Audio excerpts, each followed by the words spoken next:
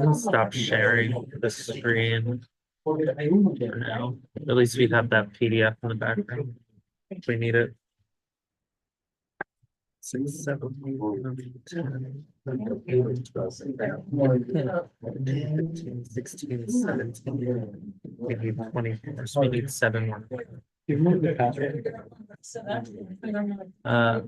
12.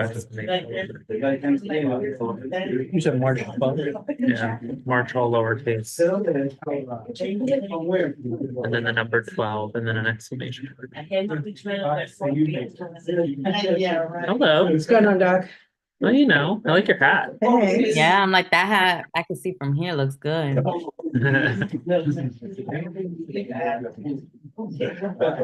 doing the train.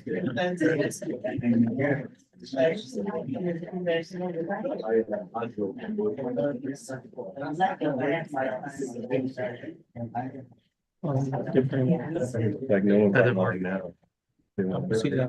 Or anyone. Yeah. My memory is that there's a section in here on religious holidays and how we deal with it.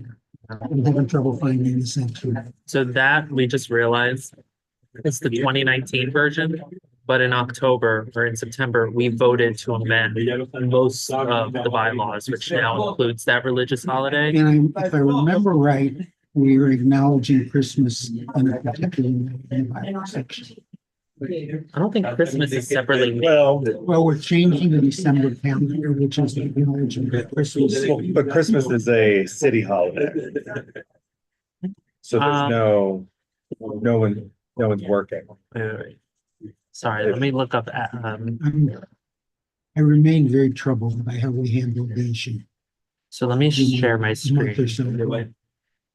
I'm gonna just quickly show you on the screen here. So what we've done, what we approved is under 5.2, excused absences shall be limited to the following, and we added meetings scheduled on religious holidays typically observed by the member. I don't know if we didn't nominally name Christmas. I don't have any problem with that. There's something else I'm actually looking for. There's nothing wrong with that other than that staff didn't respond. Yeah. Well, this is That added was now. Liz added. Liz, advocated for that. Yeah. I mean, I don't have a problem with the police experience. I do have a problem with how it's being administered. Yeah. But it seems to me that somewhere in the bylaws, there's something that moves our December meeting up from the 4th week to the 3rd.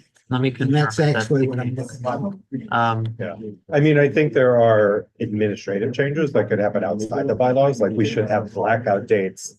Starting at the beginning of the year, we can have a calendar say, let's not have meetings on these dates. That's not, shouldn't be difficult. When this came up 4 or 5 weeks ago, I'm continuing to use the phrase, but throwing gasoline on the fire. To me, staff made a serious mistake. Instead of dealing with that problem, we criticized the critic, someone who handled herself very poorly. But when you throw gasoline on a fire, there's still a fire. Right. So December is mentioned 6 times in the new bylaws. So the first time is in 6.2, which says term of office ends on December 31st of the year. That's not related. The second time is 8.1. It says the December regular meeting is where the election of officers takes place. That's not related. In 8.2.6, it says October, November, and the election itself in December. That's not related. The fourth time is nominations shall be closed before the end of the regular board meeting in November. No additional nominations from the floor shall be permitted in the regular December meeting. That's not it. 8.7 is also election. An election by ballot of board officers shall be held during the regular December meeting. And then the 6th time is notice of the regular December meeting of the board shall include a copy of the ballot or the complete list of nominees. I don't think we don't in the bylaw Memory of itself. something when they look at bylaws, and I'm not saying.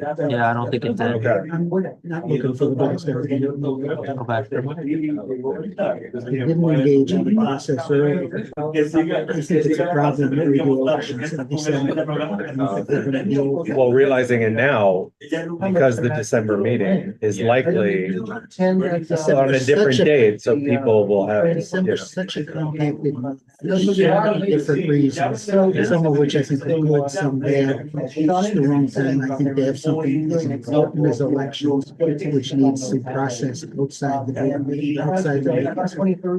Yeah, I mean, if Is that you, your proposed? if you I'm not want, prepared to raise that tonight, but I Okay. don't think we're prepared to have a discussion tonight. It is something that might look for appropriate. My issue is more. And I don't see the way to handle it. Yeah, I mean, with that new addition, it covers it, but it opens itself up to, I mean, we're not, religiously speaking, we're not a hugely board as some may And in that's- Queens, for instance. And that's usually when problems come up, Yeah, when there's a significant majority. yeah, It's really very no, normal. that's a valid point.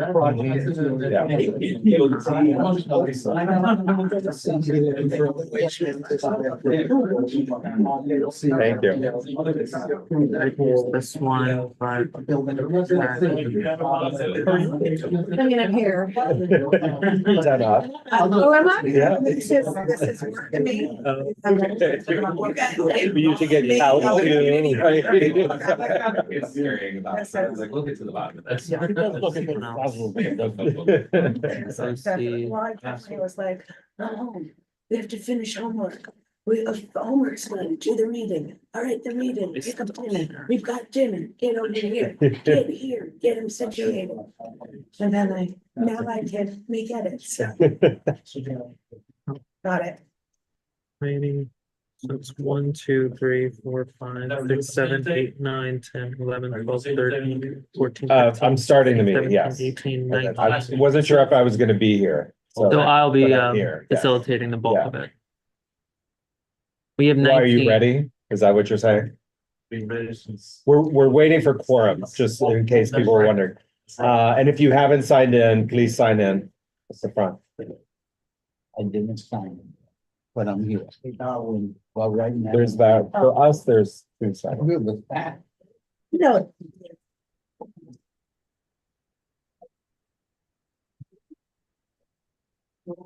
And the old chicken.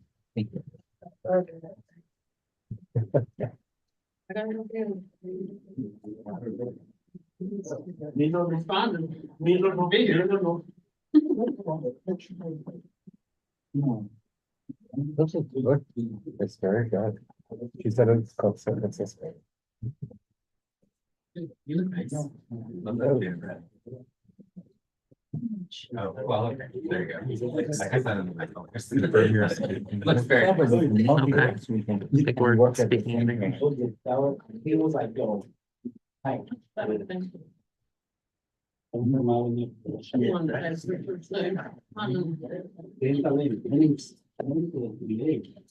There's no point in us having this because that's just No, gonna there's confuse really us. It's good for writing. It's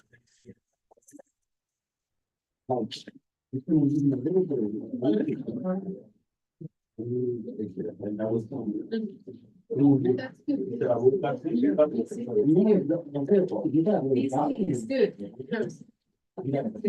My mom don't. I mean,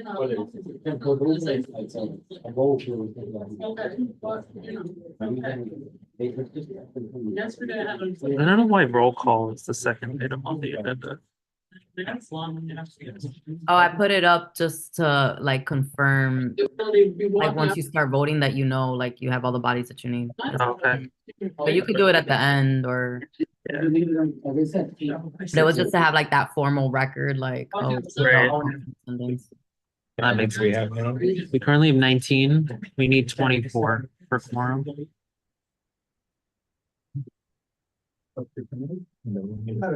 No one's online. Oh. Let me look at the, So even if we could get 5 of some of these like exempt people, that would be great. yeah, let me see if I can. Yes. Very nice. um, Oh. mm,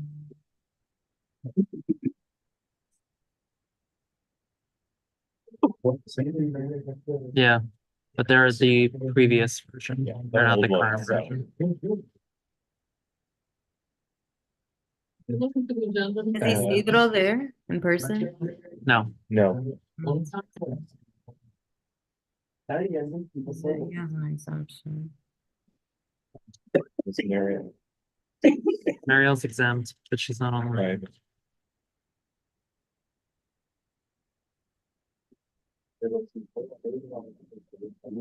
It'll be late. It's okay, we'll just go over everything in a second. Seriously. Nice.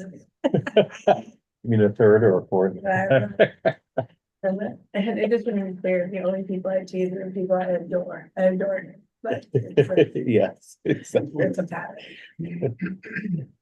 Remember when we had that big table? Yes.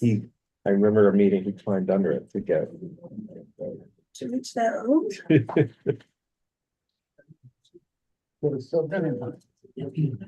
Yes. Is Indiana there? No. Give me a second. It's a good coffee. I think she's gonna text. some Oh, folks. okay. So thank you everyone for coming. We are currently just waiting for quorum. For those of you who may not know, this is a special meeting of the board, so we do require quorum of the board, which is currently 24. We are at 19. In a few minutes, we'll start, our regular stuff, like going over housekeeping rules and the format for this special meeting, but we're avoiding having substantive discussion until we actually have quorum, since decision-making is dependent on us having quorum present, so bear with us. Indiana said she's joining now. Okay. Tanisha's supposed to join now. Guess we see. But In case someone speaks over there, the camera.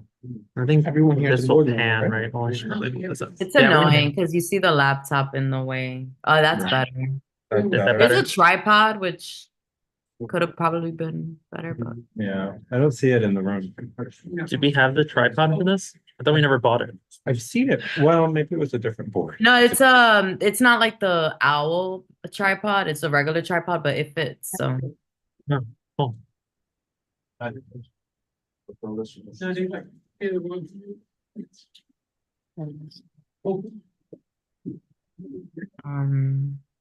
you want me to pull this out? No, I think that's fine. What, the table?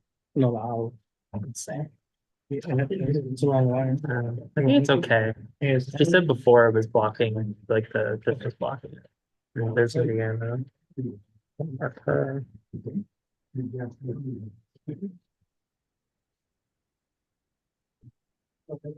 If you just joined online, we're just waiting for quorum. Thank you. okay, so Indiana counts. And then Tanisha knows, I think, right now, too.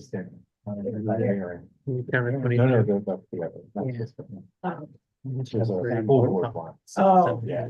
9, 10, 11, 13, 14, 15, 16, 20, 21. And then Tanisha. If you join. Yeah, why did I say 20? We just got. It was- I can't see her face. I don't know what that is. 1, 2, 3, 4, 6, 7, 8,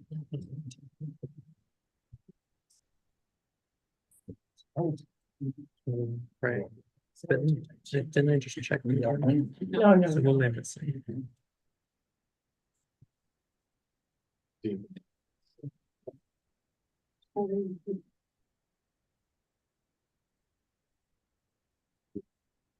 From the exempting, okay, Tanisha's on. So we have 22, we need two more folks. I texted Isidro. Who-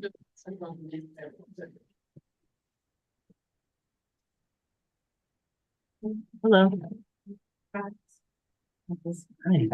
I'm sorry. I know. I don't think have we met in person?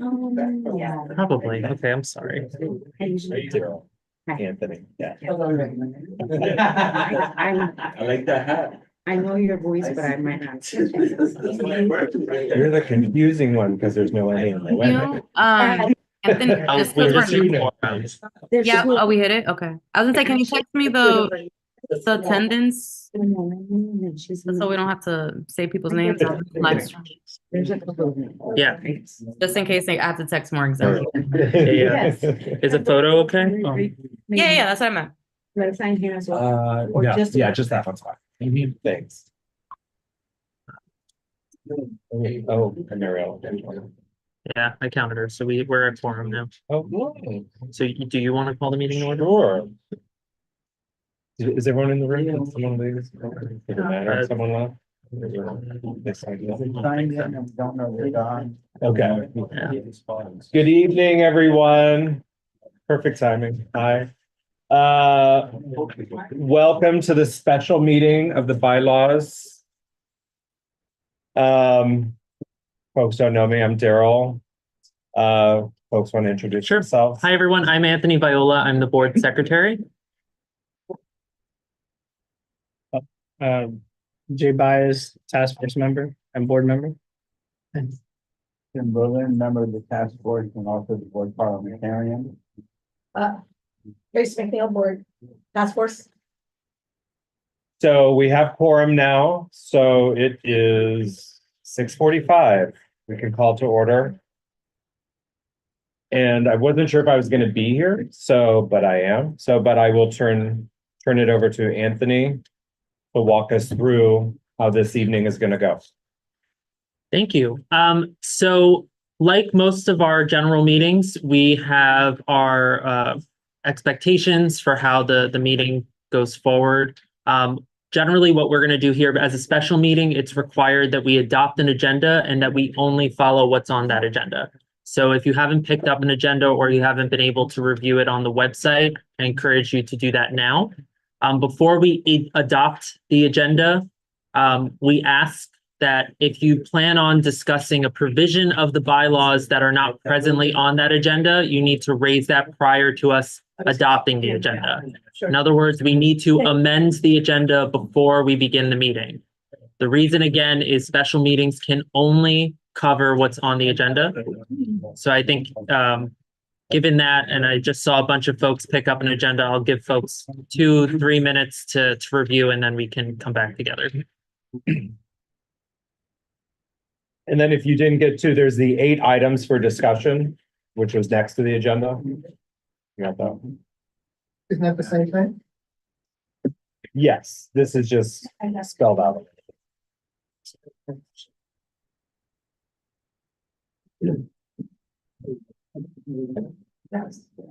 Great.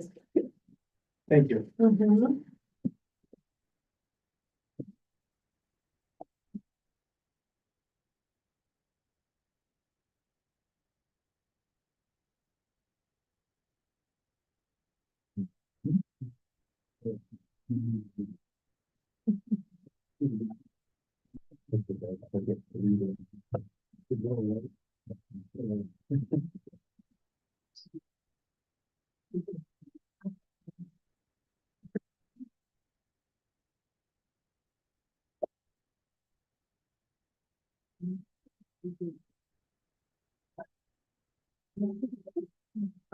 That's an old copy, but you can, yes. Good write on it.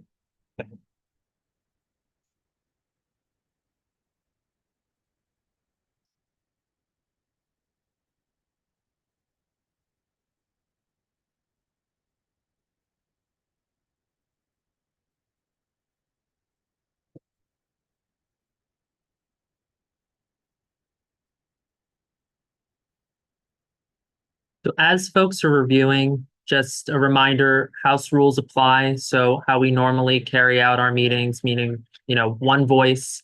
The way this will work is when we get to a certain provision, any member that wishes to speak will have 2 minutes to speak per turn. At the end of each discussion for each provision, we'll take a vote, not a roll call vote. We'll ask if there are any objections. If there are objections, then we will take a roll call vote. At the end of the meeting, whatever language we've decided on for each of these provisions, we'll vote on in total, and they'll be adopted into the bylaws that we adopted in September.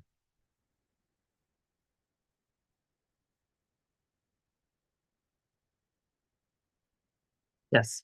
If, and only if some of the items that should be for discussion are not included in the agenda, then we should amend it or? Yes, you'll let us know now and we'll amend the agenda. Okay. Well, we want to do it before we adopt the agenda, and that's the next agenda item. So if you have any proposed amendments, we'll ask that you raise those in the next 2 to 3 minutes.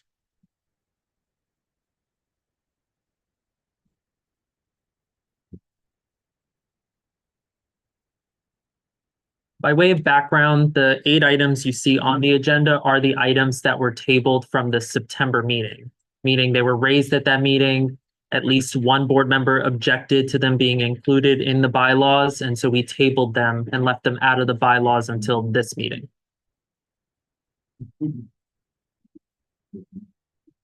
Yes. So for, just for clarity purposes, so that means that, the current bylaws, in these specific sections are reflected by the previous bylaws, Correct. right? So Yes. the new suggestions haven't been adopted, so what we're That- saying is ratifying this. Correct. Okay, thank you.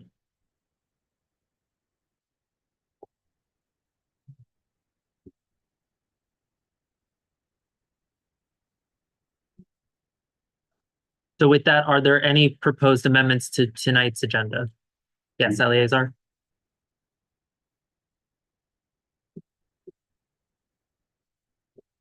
Municipal officers, 7.11, 7.12. Okay.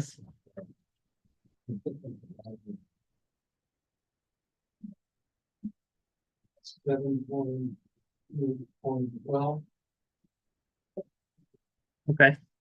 7.14, Okay. 8.22, Hang on. So nominating committee, 8.22. Okay.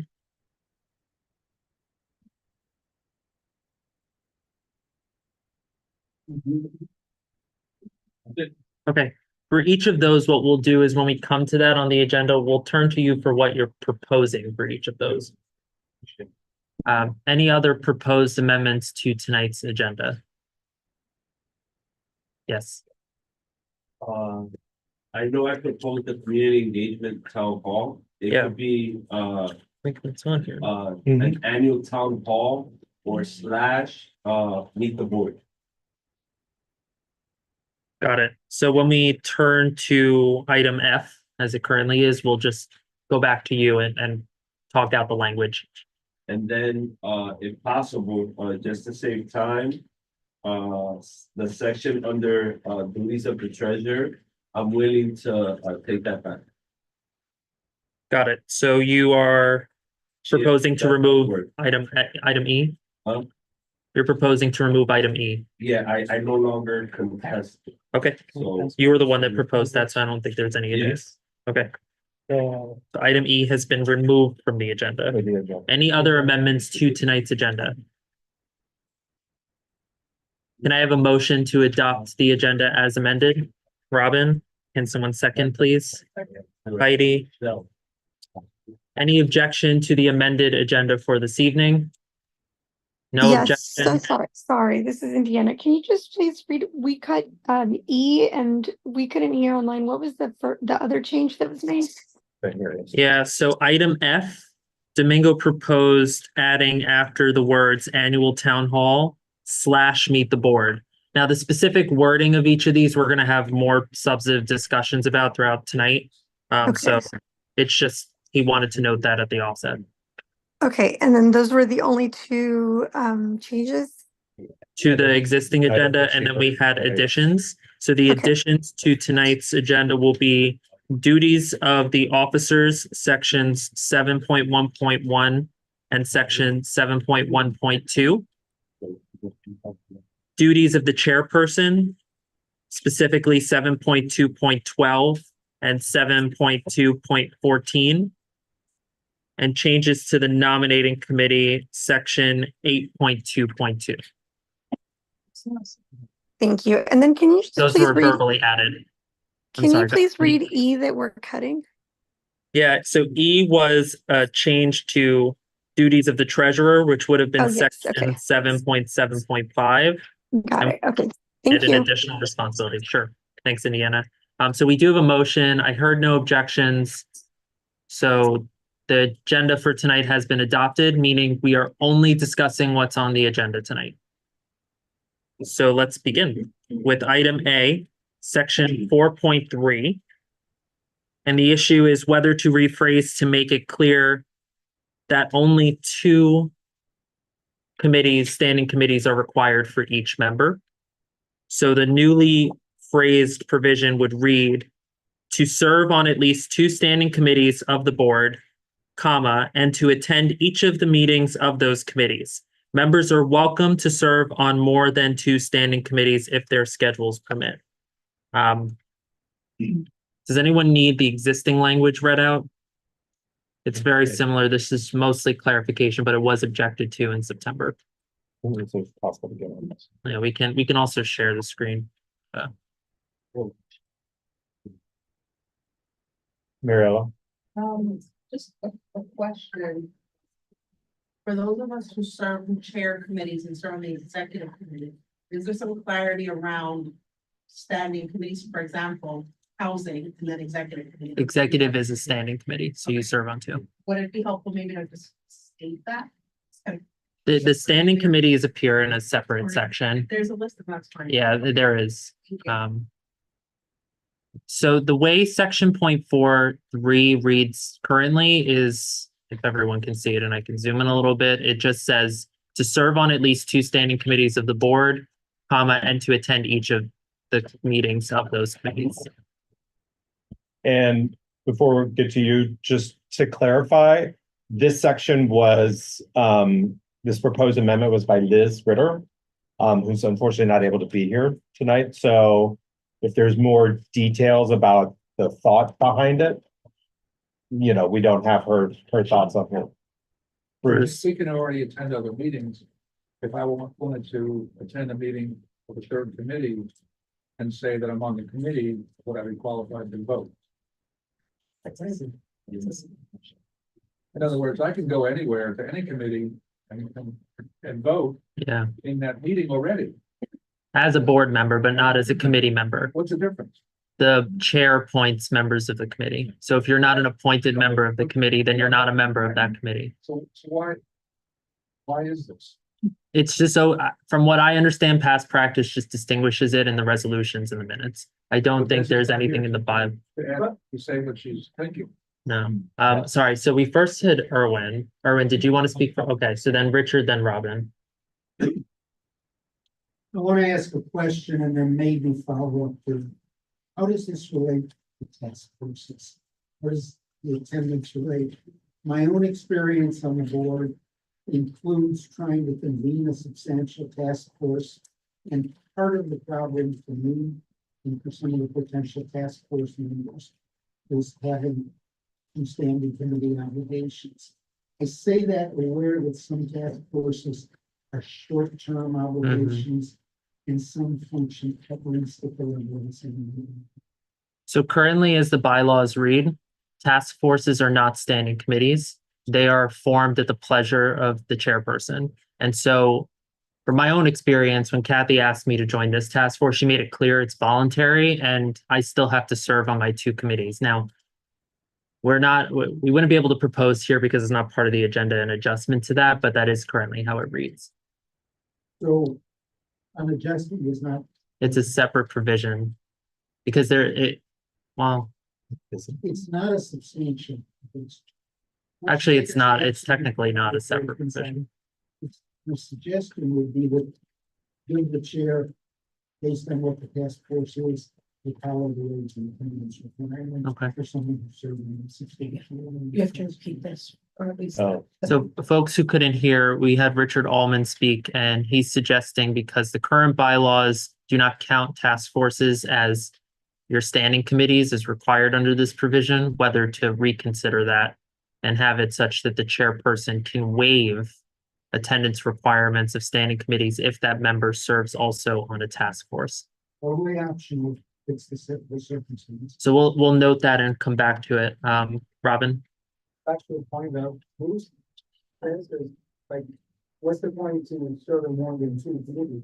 When you, as an example, I'm not a licensing, I come by to licensing the meeting, and then you guys ask me if I'm gonna vote against or in favor.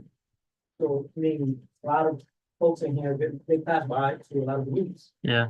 and they're not part of it. So to be clear, is the point that it dissuades people from attending additional meetings altogether? Exactly. Okay. Was that your point, Bruce, or, okay. But that is yours. That's how you're viewing it. Okay. Committee that I would be at one. I'm sorry, Darla, you had a hand? and then. Yeah, hi.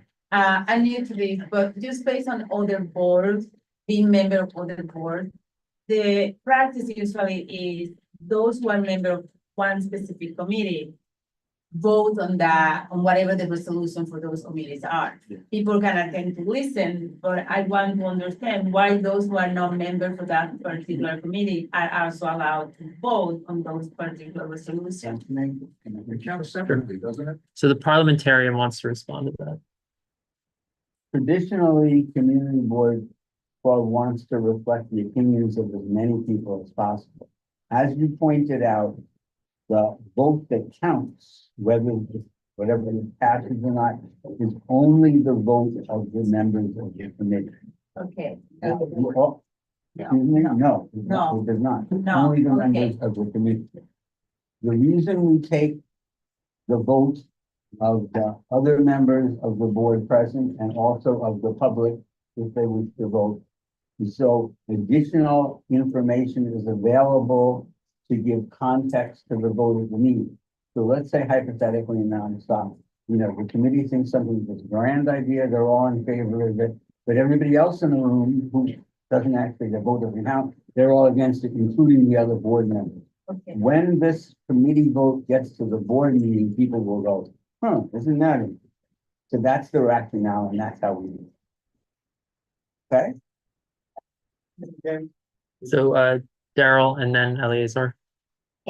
Just two things. One, as this amendment is proposed, I feel weird saying this because Liz isn't in the room, but I did have a conversation with her a while ago, and I did think it was superfluous. I don't think it's needed, quite frankly.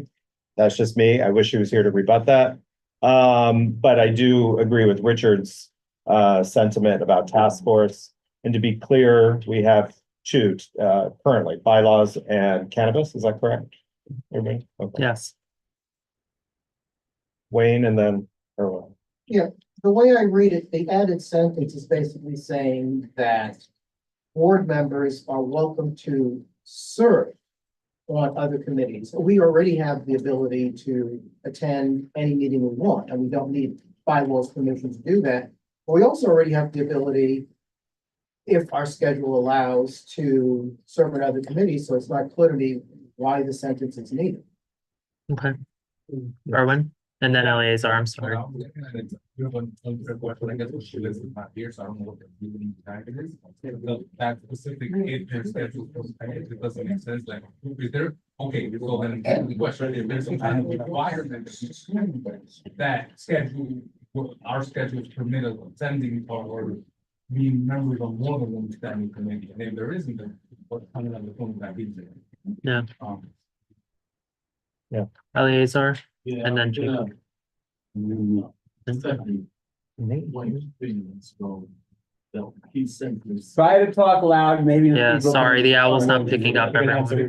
But anyways, I was Yeah. just checking what Gwen was just saying that, you know, maybe the key sentence is most members are welcome to serve. So we've had situations that we've had people serve, serving more than 2 committees, just because they have the time. Perhaps this is nothing new. So this like, Dara was just said, it's just more redundancy.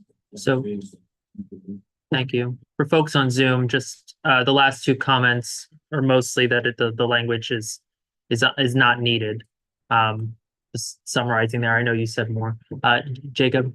I feel like I remember a bit of this conversation from September, and I think one of the key reasons that this was brought up was the notion that if you are, and correct me if I'm wrong, Jim, but as I understand it, if you're a member of a committee, you count towards the quorum of that committee. So if you're joining multiple committees and can't keep to that schedule, you could affect quorum for that committee. And that's, I think, why this was said, but I also don't know that this is entirely necessary. Okay.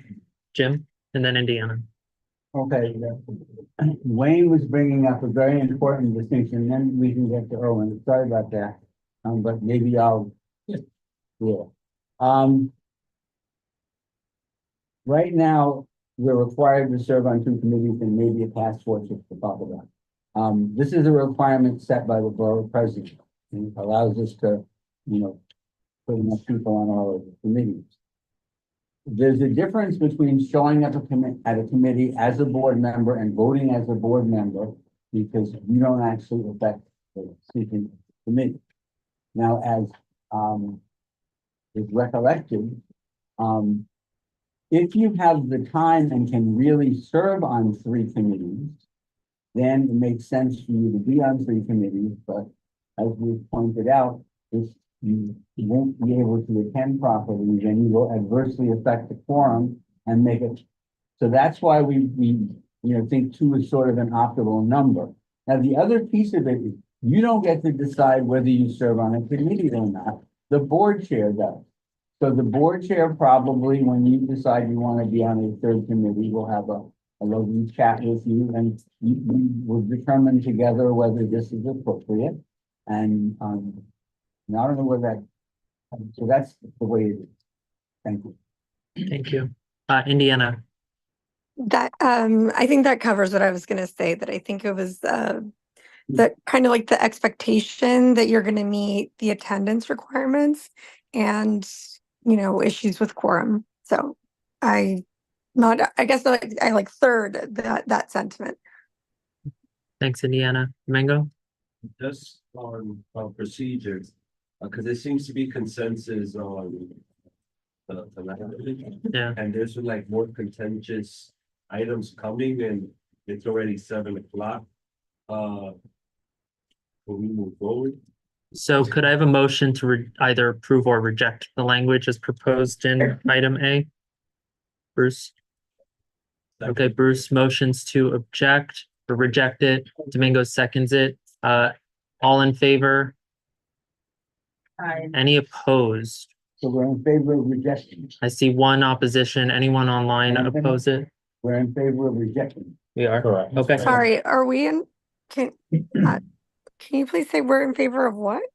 Rejecting item A, Okay, got it. which means that it reverts back to the language on the screen, which I think I'm screen sharing on Zoom too, section 4.3. Correct, Anthony. Thank you. Thank you. All right, so that takes us to item B. Yeah, I didn't count it, but there was certainly at least majority. Okay, item B. We now turn to section 5.1.1. And it's whether to reduce from the existing 3 unexcused absences to 2. I think this was also proposed by Liz. So currently the bylaws allow for a member to have up to 3 unexcused absences during any 6 consecutive month period before that they risk jeopardy of being removed. Now, there is a separate process in this section as to how that actually transpires for a person who has met that threshold. Would you spin that out a little bit? Sure. So essentially, it's my job as the secretary to work with the office to track unexcused absences. If in accordance with the executive committee, we decide a member has met that threshold, we would make the recommendation first to the executive committee. We would put the member on notice. We have to give them a minimum of 10 days notice, and then at the general meeting, the board makes a majority vote whether or not to remove that individual. It's a process, not an automatic. Correct. And the process is triggered by that threshold of currently 3, and the suggestion is reducing that to 2 unexcused absences. Now, the bylaws also lay out what the difference between an unexcused and excused absence is. We went over in September what some of the items were, but there are 10 items that would excuse you, meaning you don't count towards the 3 if you meet any of those. However, you do have to notify the office if you would like for your absence to be excused. So if you do have a personal illness, jury duty, you just have to notify the office that has taken place, and then it's marked as excused. So the proposal is reducing it from 3 in sections 5.1 and 5.2 to 2 unexcused absences. That also means reducing section 5.1.3 from 5 to 4. Currently, the way 5.1.3 reads is over a 12-month period, you can have no more than 5 unexcused absences. So that would be reduced to 4, according to Liz's proposal. Do we have any questions or comments on this one? Jim? I remember these are unexcused absences. You're just staying home for whatever. Because we have this rather long list of excuses. And the other thing I think we should keep in mind is if you, for example, have childcare duties, you can't come, that's automatically one of these excuses. Because you can be there on Zoom, okay? So I think 3 unexcused absences is overly generous. And I agree it should be reduced to 2. I saw Eleazar and then Mariel. Yeah, I think it's an incredible task for looking for more participation. We have, I don't want to single you out here. So in my love, like Mary and others, we not necessarily have 100% help attend all the meetings. And I don't even want to talk about being a whole entire extremely demanding job, especially when we are other groups. So I think that should be conscious of the humanity of what we're doing. Mariel, then Darley. Thank you. I mean, I'm in favor of 2. 1, because, as Jim mentioned, there's a really long list of excuse absences. And it's, hey, something's coming up, I can't make it, just to let people know. Because we've had instances where members just have not shown up and we haven't been able to have quorum. And that's an issue. So that's one thing. But I guess my initial point is more so a point of clarification. What does this look like, when you think about the general meetings and standing committees? So is it, if, we all vote that it's 2, is it 2 per, like 2 for the standing committees and then 2 for the general meetings? Or let's say the person doesn't show up for a committee and then doesn't show up for the general meeting. So just clarifying that. So to clarify, it would be per. Per. So if you've missed, let's say we do decide to adopt this 2 metric instead of it being 3, if you miss 1 general and then 1 committee over a 6-month period, you have not met the threshold. Darley and then Leo. As a new member, I think that keeping the 3 makes sense just because yes, it is true that the list of accusers is long and general, but by the same token is the meeting every month. So when we do a percentage of which one you're putting attend for whatever the reasons are, whether yes, I'm planning to attend, but I got cut off from the office for a meeting. Or yes, I had childcare and now I'm home and I can do the meeting from home, but my kid is, I'm focused on helping with school. And yes, I'm in the Zoom meeting, but I'm paying 0 attention to what is actually happening. Is that actually participation? Does that matter? in full honesty, I prefer to say, I cannot be present for this meeting fully because my attention is not there. Or any other, or a million different things, you know, like today, someone decided to jump or was hit by the train and I'm on my way here. So I think that if there were, let's say, 3 or 4 meetings a year or every other month, I would agree that 2 unexcused absences makes sense. But given that it's a monthly meeting, so that means we have at least 12 meetings to attend. I think that the 2 is too little, especially for new members. Like sometimes I have a hard time finding out where is the meeting, is I miss that email, or is the information of where is the link? I remember, Paola is not here, but I remember sending frantic email and text, trying to get the link to join the meeting over Zoom. Do I have a valid excuse? I don't know.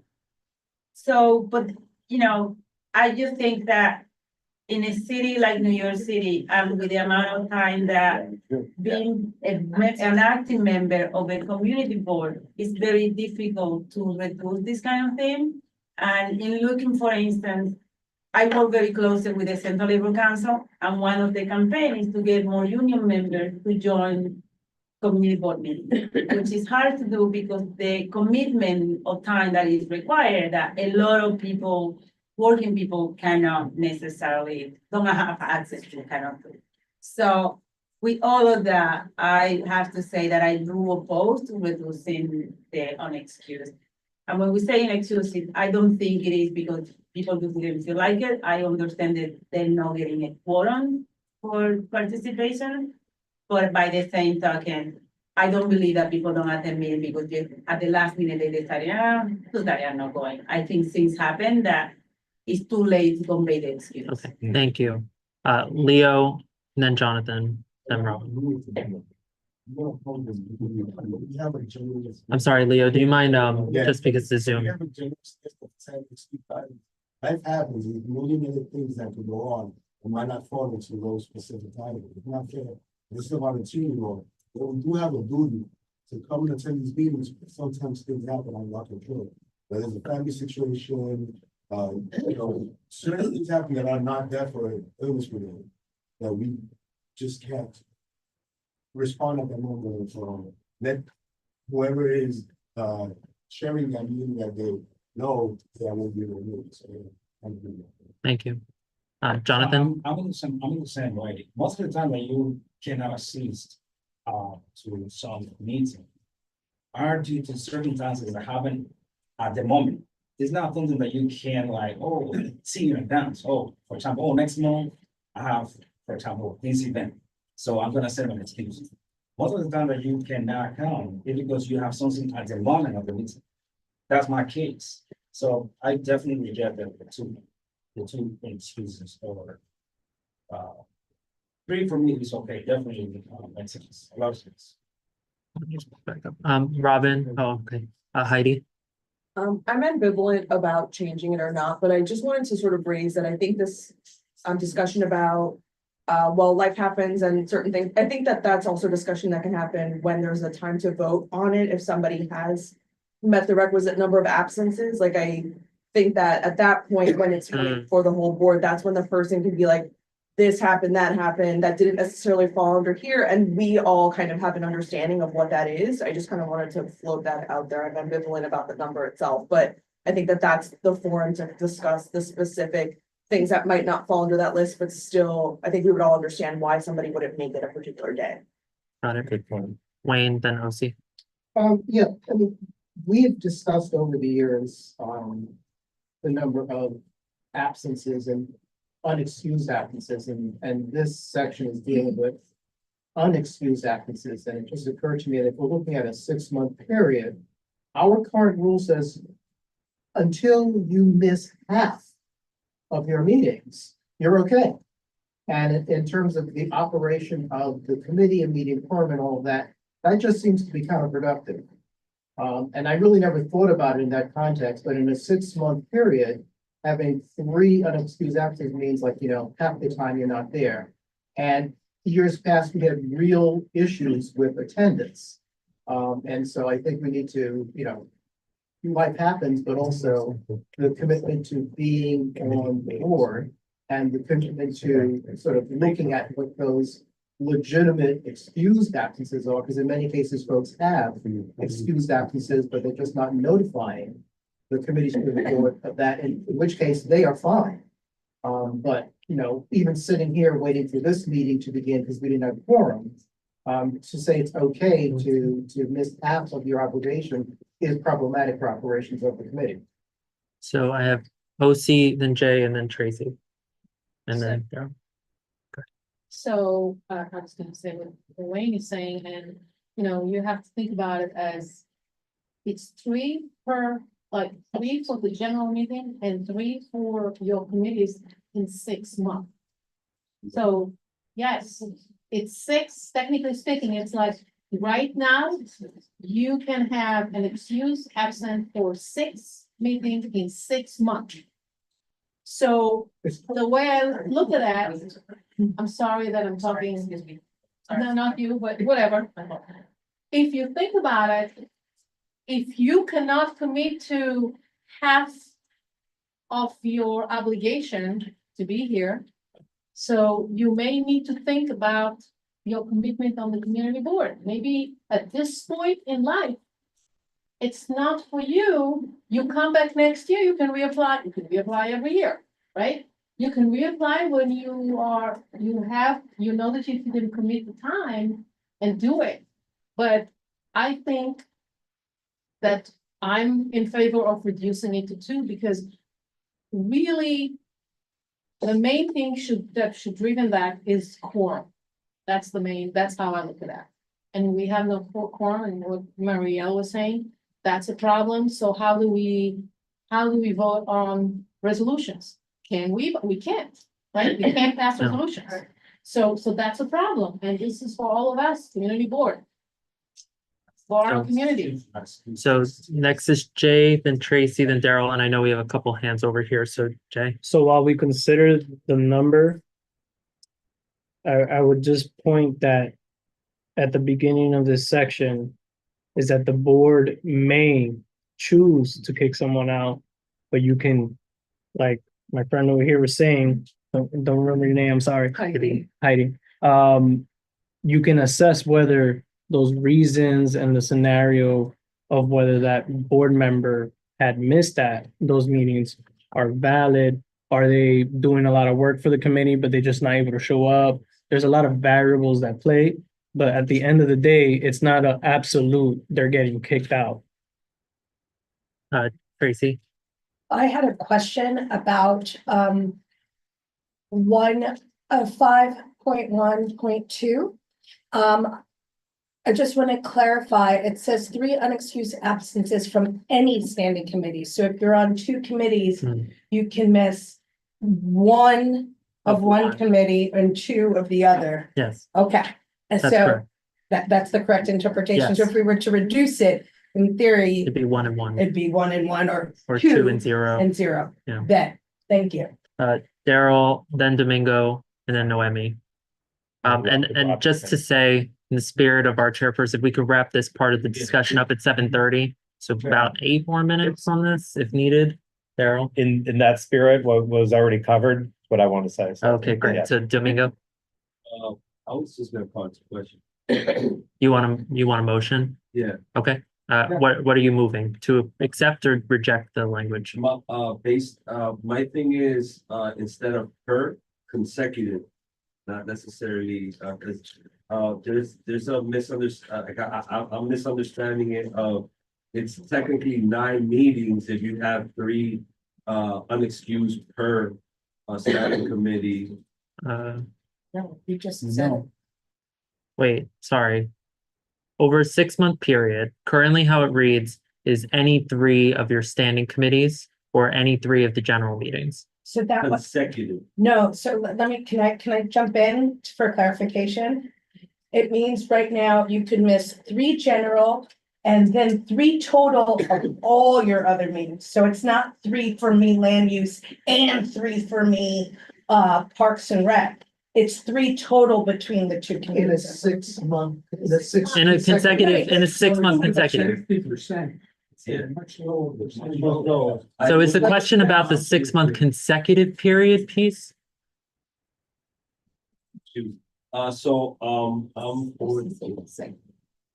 sorry, are you moving? Are you motion, or is there a motion? She has a. So Noemi, do you want to speak? Yes. Okay, go ahead. How does hybrid phase? So if you have an exemption, meaning you've submitted a waiver to the office, then you count towards quorum at any of the meetings you attend over Zoom. If you attend a meeting on Zoom and you don't have an exemption, you may vote, but you do not count towards quorum, so it is an absence. No, it's not. What? It's an absence. Point of order. Okay, sorry, the chair had just raised a point of order. But anybody can raise a point of order, but this is a big point of order.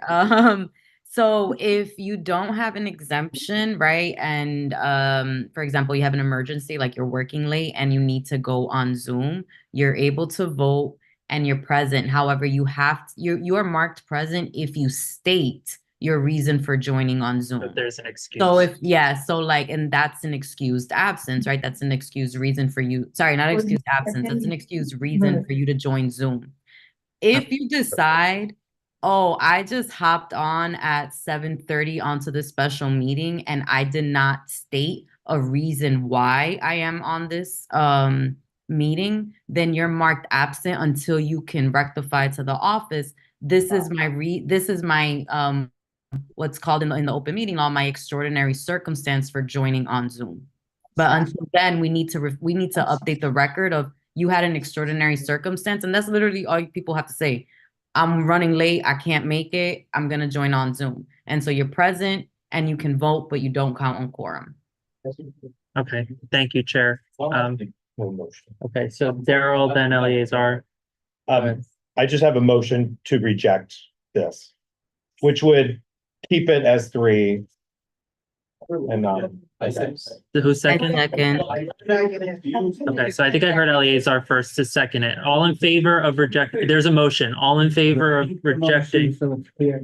Okay, so the motion currently is to reject the language presented in item B, meaning we would retain 3 unexcused absences as is in the bylaws today. All in favor? Any opposed? The favors carry. So Can I say something about joining on Zoom as? I would encourage you to talk to the chair or me even after. There's actually a written policy on how that works, and it's probably useful to share that with the Yeah, members. so did you hear that? The chair heard it. Yeah, no, I heard. I think we made a point of one, it has to be updated in this new, after today, the bylaws, making sure it's reflected there with the link to the law. And thank you, Darlie, because we're gonna have to figure out a way how to share that frequently so everybody, it's fresh in everybody's mind. Okay, so we are moving on to item C. Item C is section 6.2.2, which involves term limits for officers. And we are focusing in only on the term limit piece, which states that no board officer shall serve more than 2 consecutive years in the same role. And the motion is whether to increase that. So I see Jacob's hand I first. just have a question. Yeah. Did it ever discuss what the increase was? I think it was 3. It was 3 years. So for the point of this discussion, it would be to increase from 2 consecutive years to 3 consecutive years. Okay. I saw Joel's hand then Domingo. Role, what specific role? It's like, is it just people in the executive, or is it individual chair, committee chair? It's only it's officers. So it's only the executive board. Yeah, the elected officers. So if someone serves 2 years as first vice chair, how it is written today, they can't serve a 3rd year as first vice chair. Domingo and then Richard. Yes, and then so Jared. this is a recommendation that was done by the bylaws task force. Previously to this, it was 3 years. The previous bylaws were 3 years. Wait. Yeah, so I was actually just gonna clarify, if people don't remember. So yes, this change was the new change that we all voted for in September. And this was from the current bylaws task force, us. And to respond to the fact that there are now term limits for board members. The previous bylaws board members did not have term limits, so therefore, Yeah. that's why we had 3. So this was in response to that, we narrowed it down to 4, or I'm sorry, to 2 consecutive years in each role. Yes, so I still have the, you just. Sorry, could I just confirm one more thing, though? They only, in the previous bylaws, though, that only applied to the chairperson. The chairperson can serve Correct. 3 years. Correct. All the other elected officers were limited to 2 years. Correct. Just to state Per that's how it was position. previously. So they Per could be position. like second vice chair and then move to first vice. Yeah, I'm sorry, I saw a second hand over. Oh, right, Richard. Oh, And no, then- I still, Oh, you wanted, okay. yeah, because he just intersected while I was speaking to clarify. Yeah. Because this wasn't, this is new. This is not Right. the previous. My only thing is, right, when we do that, it's very difficult, right, when you're in these positions, and we've seen it over the years, like, and I'm not trying to, it takes a whole year to figure things out. It takes 2 years to start thoroughly planting the seeds, and the third year is when you have the equation. So I think it's very unrealistic, regardless of term limits, because as voters, we shouldn't be deprived. If the person could run for 8 years, which is unrealistic, and that's not what I'm trying to imply. But if a person could serve up to 3 years or up to 4 years, right? That's up to us, not up to any bylaws. Because what's happening here is we're being deprived of choice. So if we like somebody, we vote for them again. If we don't vote for them. And that's a choice that we have as board members. So I feel that this is extremely unfair. And if we're gonna subtract, I would propose adding it to 4 since and that's just me hypothetically speaking, right? Adding it to 4 years because our vote counts and we should be able to choose who we want to represent us as chair. And that's all I'm gonna say. Thank you. So first Richard, then Daryl, then Jim, then Eleazar. I want to speak against this proposed amendment. In general, I'm supportive of leadership opportunities, rotation within a board. But the things that I've seen in actual experience in this board, I haven't seen any problems, any significant problems with officers staying. Maybe the last half year, some officer terms have been less productive, but I think that's true whether it's 1, 2, 3, or 4 years that someone serves. I have seen problems with committee chairs staying too. That's- Blocking leadership opportunities by that. It just feels to me like this is a good thought about opening up leadership opportunities, but targeted in the wrong place. Thank you. Daryl, then Jim. No, I just responding, I think when it comes to, yes, it's our vote for sure, but we voted on this in September. This, like the current 2 year, that's something we all voted on. And the bylaws kind of just, the reason of the bylaws is to guide us through this. And adding it to just 2 years is the reason behind that, again, is because of the term limits that we all have. So someone could serve with a 10-year term, or is it 8-year term? Yeah, 8-year term. Serve on the board for just for their entirety and only have 2 or 3 chairs at most. But with these, you will be able to have more opportunities, you'll see more leadership. So that was one of the reasons this was that way. So Jim, Eleazar, then Domingo. I agree with both Domingo and my neighbor here. I think 2-year term, there are occasionally extraordinary circumstances where you might want a person to serve for a 3rd year, like let's say the middle of a pandemic, who's never occurred, of course, hypothetical. The other thing is, I tend to agree with Domingo that in general, there should not be term limits at all. In fact, to add a little bit of nuance, I think in the executive branch, there should be term limits, and that would mean the mayor, the governor, and the president. But in terms of Congress, for example, I don't think there should be term limits, because people develop expertise and, that is very useful.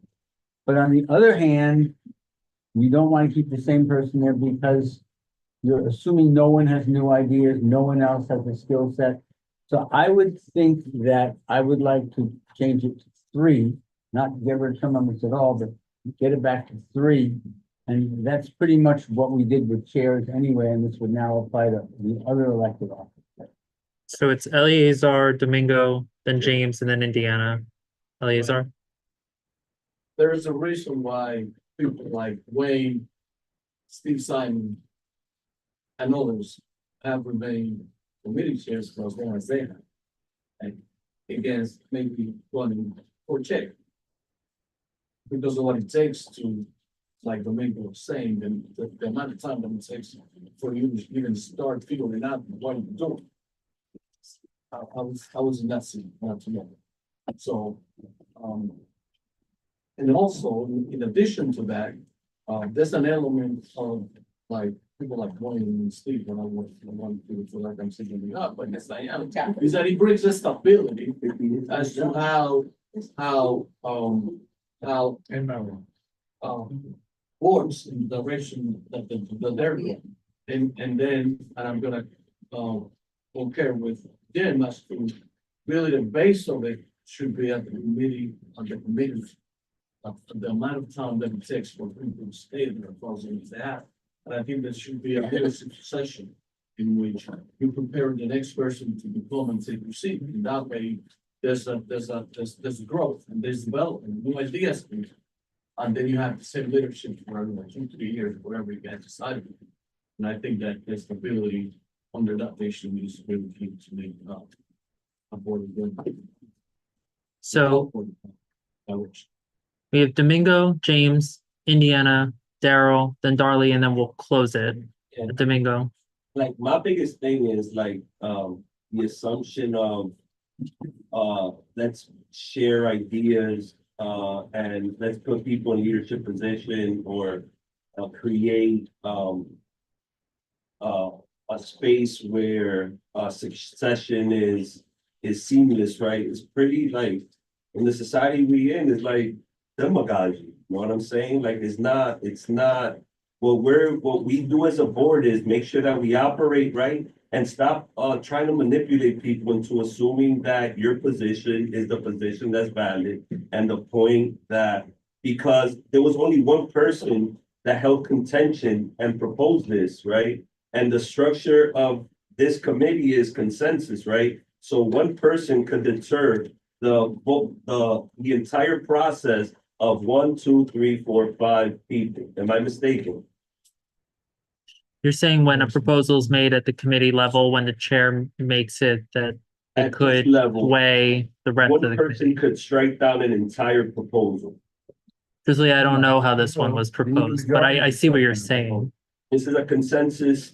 That's what I was told when I learned about the proposal of the 2 years. But The meeting we had about this, because this is section 6, was probably over a year ago. that okay, everyone cool. was invited It was difficult to come to meetings because I never really saw them. They weren't really successful. Yeah. But Other people did. when this was adopted during the general meeting in September, there was a guise that was there was a huge misunderstanding, right? Which was the 9 contested items, the 8 contested items were going to maintain those bylaws as they were, right? And move the rest of it forward. That's what I understood in that meeting. That's what I understood as Well, well, which is Darryl why I'm didn't a know little that. surprised that. That's what we're doing. Right, so. No, we saying technically- that we said at the time that we would come back and Not revisit it. adopted yet until we rectify that right now. No, Is I that don't, I correct? think that's a moot point, because these are the current bylaws. But how? We voted on them. No. If I could comment on that. At the last meeting, we voted on the entire new bylaws, which are now in force. With the exception of, well, all the old things are still in force too, the ones that we might change tonight.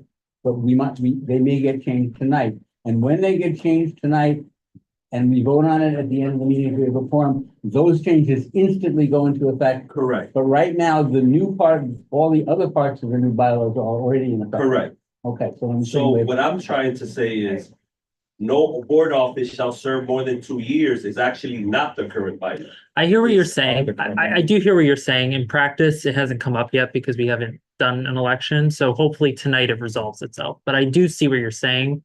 I just want to point that, because there was some sort of like Yeah. linguistical manipulation that happened when we said we were going to approve everything else with the exception of the 8 contested items. And Sir Parliamentarian, if I'm mistaken, please clarify that. No, I hear what you're saying. I think we're all on the same. Okay, cool. That's what Yeah. I wanted to say. All right, it's James, Indiana, Darley, and then we're closing. James. I just looked at that, James. not too long ago, that we would have trouble finding, volunteers to sit on the board, and offices would remain empty for quite a time. So it seemed foolish to me that to have a member on the board, an officer who wants to serve it, then they have to be term limited out. You may not find another replacement. Yeah. So it's Daryl, then Indiana, and then Darley, and then we're closing. Daryl. Just a couple things, like, I'm not exactly clear what Domingo was saying earlier. I mean, these are the current bylaws. There was not, we said we were gonna come back to it tonight, like, that was the point of tonight.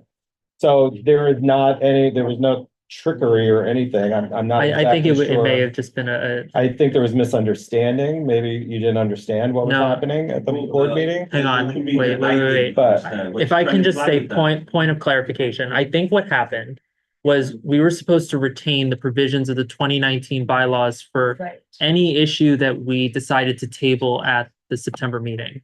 I can go back to the minutes to see how these ended up in the bylaws, but I take your point that the provisions that were in the 2019 bylaws for this section should have remained because they were up for discussion tonight. Now, that being said, they haven't been needed yet because pragmatically we haven't done this yet. So it's Can I yes and you? And the yes and was like, so you're right. What should be listed up there for us to see is the number 3 rather than the number 2.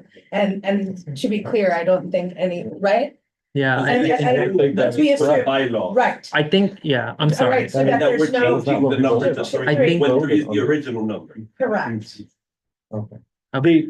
The rest of my point was, I know someone brought up Wayne, and I actually mentioned to you directly, Wayne, about his expertise as a Just as a point committee of chair. clarification, this section deals with board elected Correct. officers. Yes, not chairperson. Right. Correct. People conflated that. I will be happy to talk about it the next. Sorry. So next is Indiana, then Darley.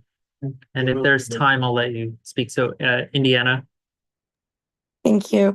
That last comment was helpful because yes, I was thinking about committee chairs, not necessarily board members. And I do think that if we have limits for committee chairs, which I know is not what we're voting on right now, but I just want to say I support it mainly because then you can still have the outgoing chair likely to be involved. And given that there are term limits, right? Like the transfer of information, I think will be really important to preserve. And I don't know how much that applies to the board, but it would be important to me, right? To I don't know, I think it would help in the transfer of information, right? Like, even if you have a great chair, hopefully they will stay involved as a member of the committee and can kind of help mentor the new chair so that we've got good information flowing as the term limits start to kick in. Okay, Darley and Joelle, and then we're closing it out. Just in favor of the 3, yes, to term limit because it's important to give opportunity to others, but I just went through a process of changing by law in another board, and a 2-year doesn't allow anybody to do anything because if you are new to a position, you are using that first year to learn. The second year, you cannot get a hold of it, but then there is not, what Indiana just mentioned, there is no transfer of information because of problem. Thank you. And then Joelle, and then we're closing this So one. by that logic, are we rejecting this? Someone needs to move either way. So, wait, no, just for clarification. Yeah. if we reject this, this means that the three is originally on there, Yes. right? No. So if we reject this, We have to take that one away. This Right. is, no, this is what we voted on. wait, before I move. Secondly, is it appropriate for me to move to not do term limits at all? No. Would that not be appropriate? It's not on the agenda. Yeah, technically the agenda is whether to increase or not. To up it to 4 because there's no number in the agenda, that's open. So we need a motion either to accept 3, accept 4, or reject altogether. I want to go ahead and motion for 4. Okay, so there is a motion for increasing from 2 to 4 years for all elected officers. It is. It's three. It's changed. It changed in the last. The problem is we voted on it. Yeah.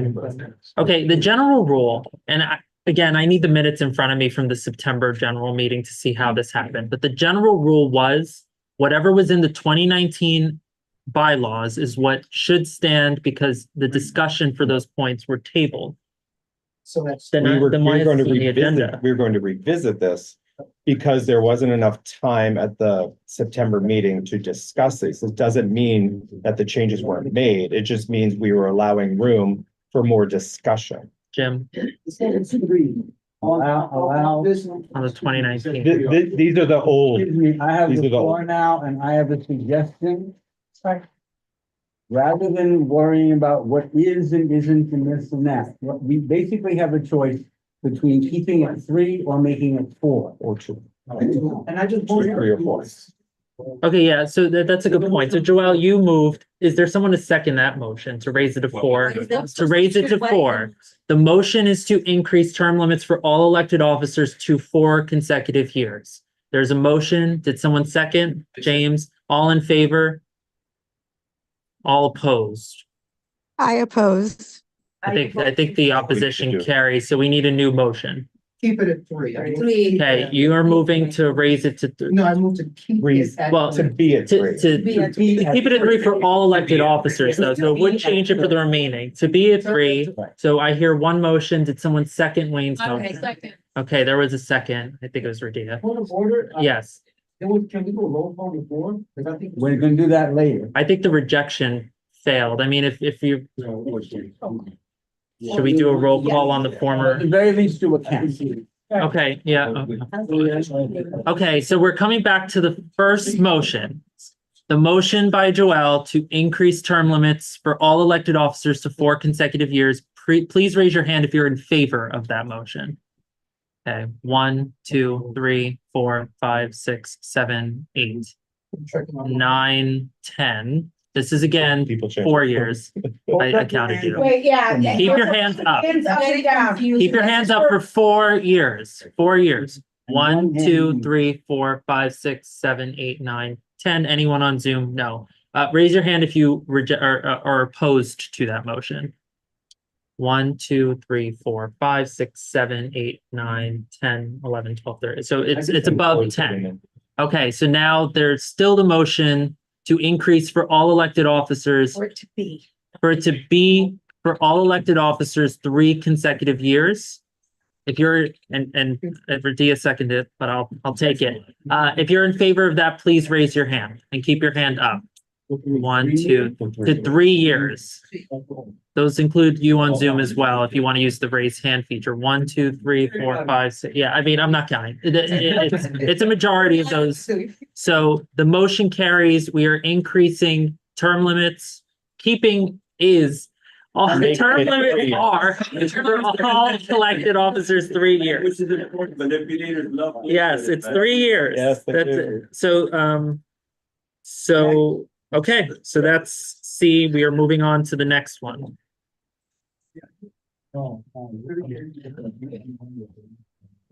Sorry, let me just write this down.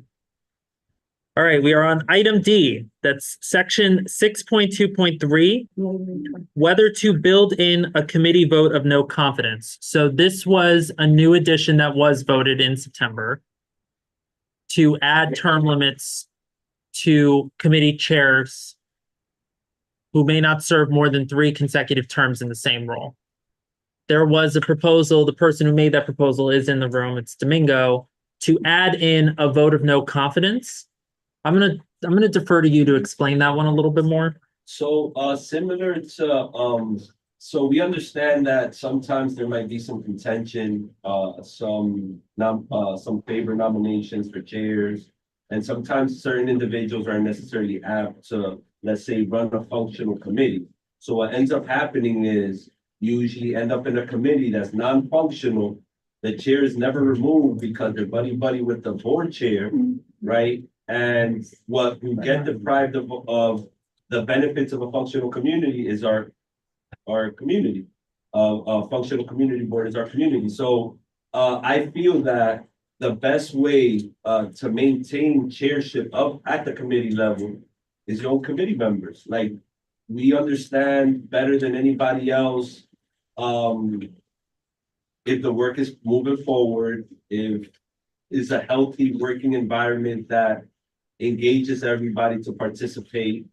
It's, you know, so when I said the no vote, it's just basically keeping a safeguard for the community, the committee members to be able to say, no, chair, we disagree with that nomination. Okay, so I think what we need to do for this one, so it doesn't get out of hand, is I'll accept 3 or 4 comments about the general premise of that. And then we need to come up with language and have a conversation about what the language actually says. So I saw Eleazar's hand.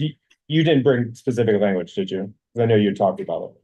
I brought language last time, somewhat to this, but I think Tracy and some of us said that we were gonna discuss it. Yeah, But I think eventually we I need ended up going to Japan, so things toughened up a little bit, but now we're back, we can figure it out. Okay, so I'll take Eleazar, then Richard, and then, I was simply gonna say that, yes, I support it. okay, Based on points of difference. Cleveland has been one of them. But I want more of a specific language. yes. As to what, you know, you got, what it is that we're gonna say in no confidence. Yeah. It has to be more objective. than Right, it's right. Subjective and open to interpretation. Correct. See that? Completely agree. Okay, are there any other general comments, Richard? Billy said 90% of what I'd like, wanted to say. I saw you. Only I think the risk of a no confidence vote is just as subject to political meanderings as the, you know, as the chair action. If that's how we feel, I'll gladly remove it. I was just trying to figure out, been in the board for about 6 years now. And unfortunately, this is a very political environment, you know, and you just gotta figure out, I was just trying to, I've been with chairs that have been in the board for years and thankfully, some of them squandered off already, but it was tough. Well, I don't think we have consensus yet to drop it or not. I think we should still tempt language. Jim? I have 2 comments.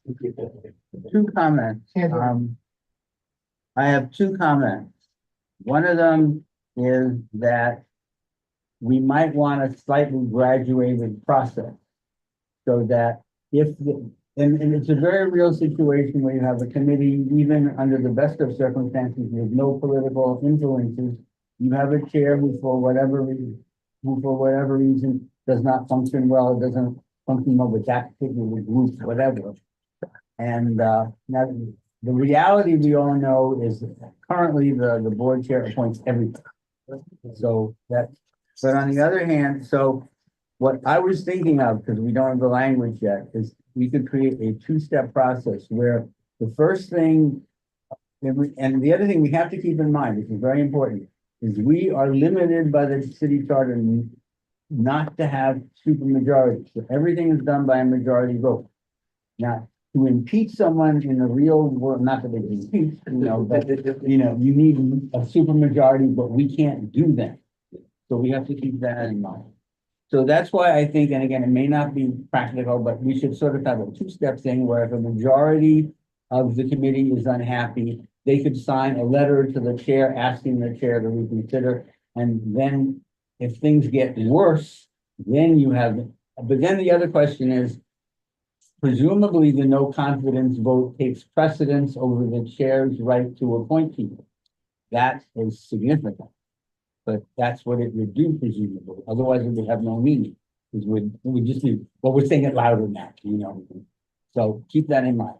So we're gonna take two more general comments, first from Kathy, then Joelle. No, Jim read my mind, so I rescind. So then Joelle, then Daryl.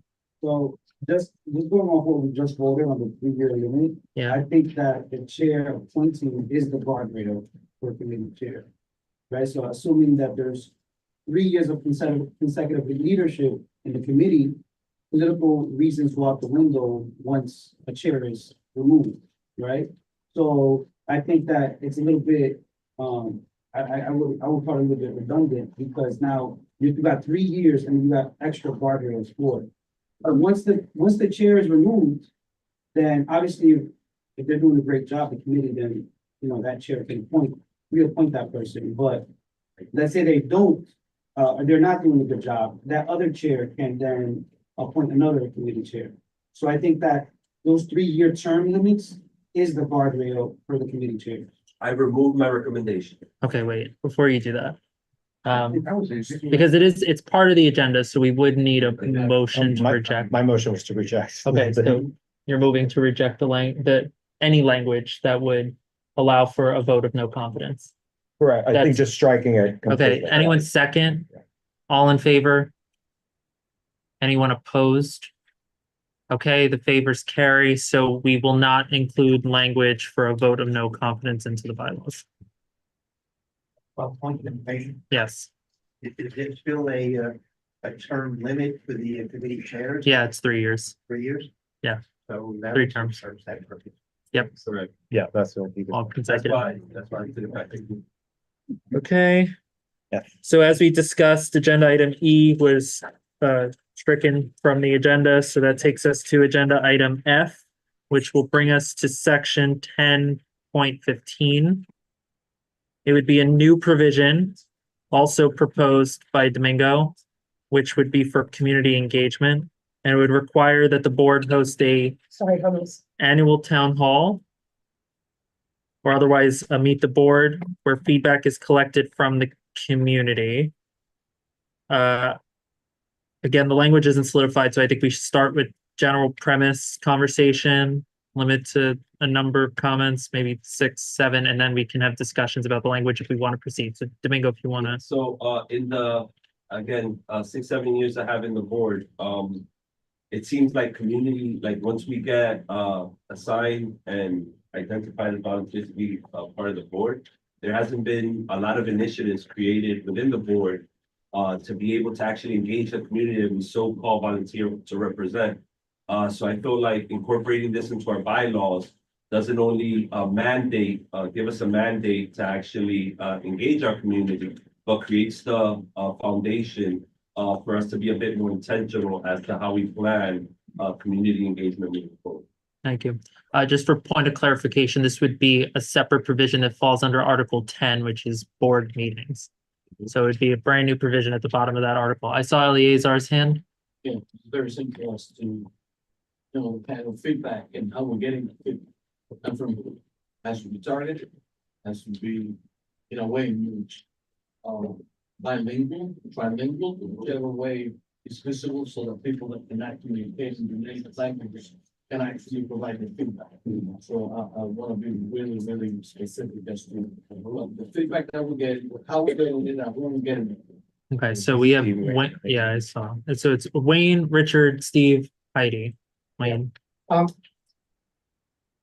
somewhat unclear if, you know, having an annual town hall is something that is appropriate for the bylaw, but, you know, that aside, are we talking about wanting to have community engagement, you know, via a town hall, which is one type of setting where you may or may not get engagement? Are we talking about the sort of meet the board events that we're having, which you're actually meeting people? Either or.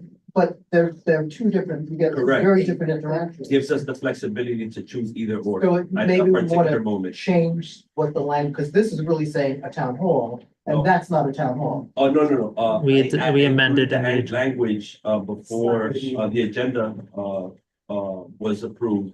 That we incorporate a town hall or meet the board. Yeah. So it could be either a much more hyper formal or more informal, like meet the board. It gives us the flexibility to choose.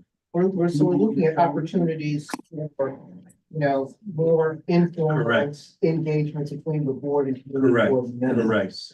Correct. Richard, Okay. I think Steve, then Heidi. I don't understand. The proposal is that we have one of these events each year, At Correct. least one, yeah. At least one. which, We which do we more, already, but, which we already seem to be doing. but, So that doesn't appear to be a major change. well, we're doing it So differently. excuse me, so I have no particular problem with it, but I also want to point out that in a sense, every one of our meetings is a town hall meeting. Every one of our meetings has a public session. Every one of our meetings, any member of the public can come forward and speak to us and can offer any opinion on any subject, including commenting on how we function. And so, I mean, we should keep that in mind as well. We can do this, I think, as maybe Wayne pointed out, with or without a bylaw. If the intent is to have it as part as a bylaw, I have no objection to it. Okay, so it's Heidi, then James, then back to Domingo. I'm not sure if this is in the proposed language for this, but I'm just sort of curious. Is this the type of thing that would be required for us to attend? Would it be subject to the open meeting law? Would it be hybrid?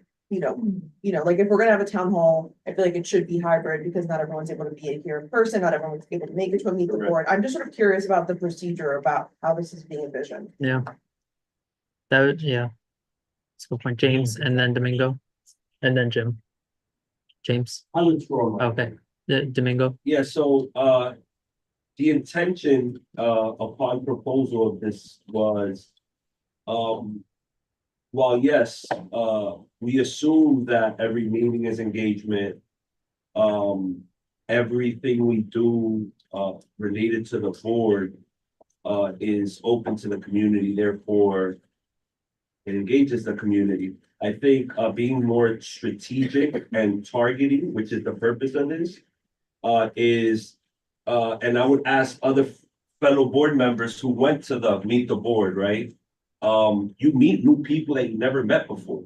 And they might have not gone to a meeting, but guess what? They'll go to eat free food during a meetup. Right, Wayne? Like, we had over 70 people that we never seen before. What I was thinking of was, let's make it more intentional though, as a space where, beyond just romanticizing the interaction, we also capture where people are at, what they're thinking, whether a hyper formal town hall or a much more informal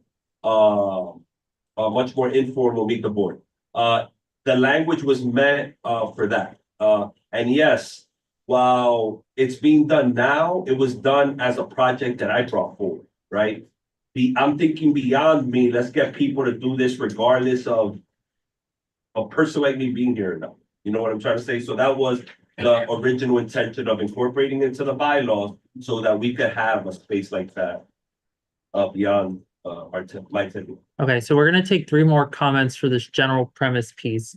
And then we'll, I guess, accept if there is a motion, whether to proceed to the drafting phase or not, and go from there. So Jim, you're next.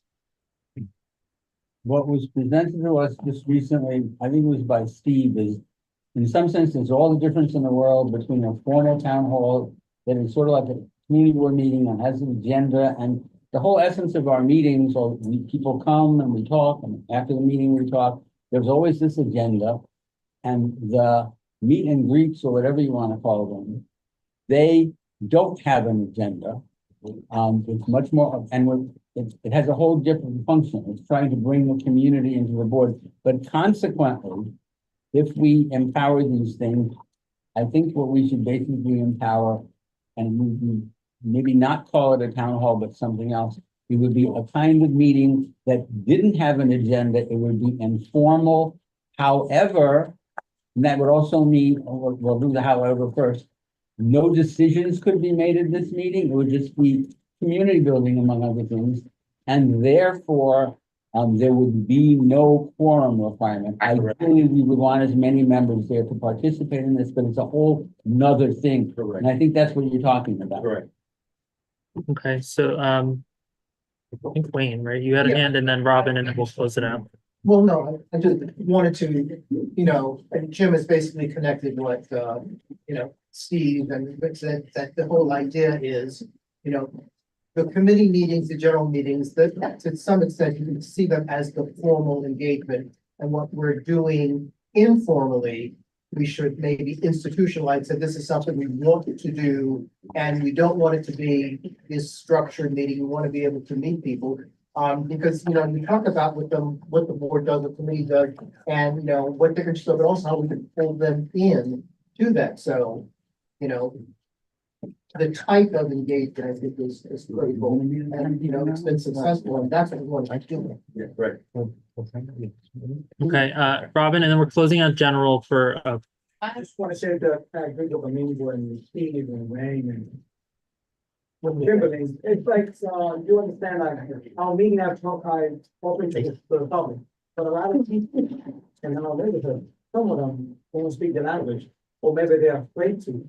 But when they have the community in a place, they need food and stuff like that, they have a lot of concerns. And they're afraid to say, but if they approach to him, they're gonna be more comfortable to speak to and say, listen, I have this concern about this and this and this.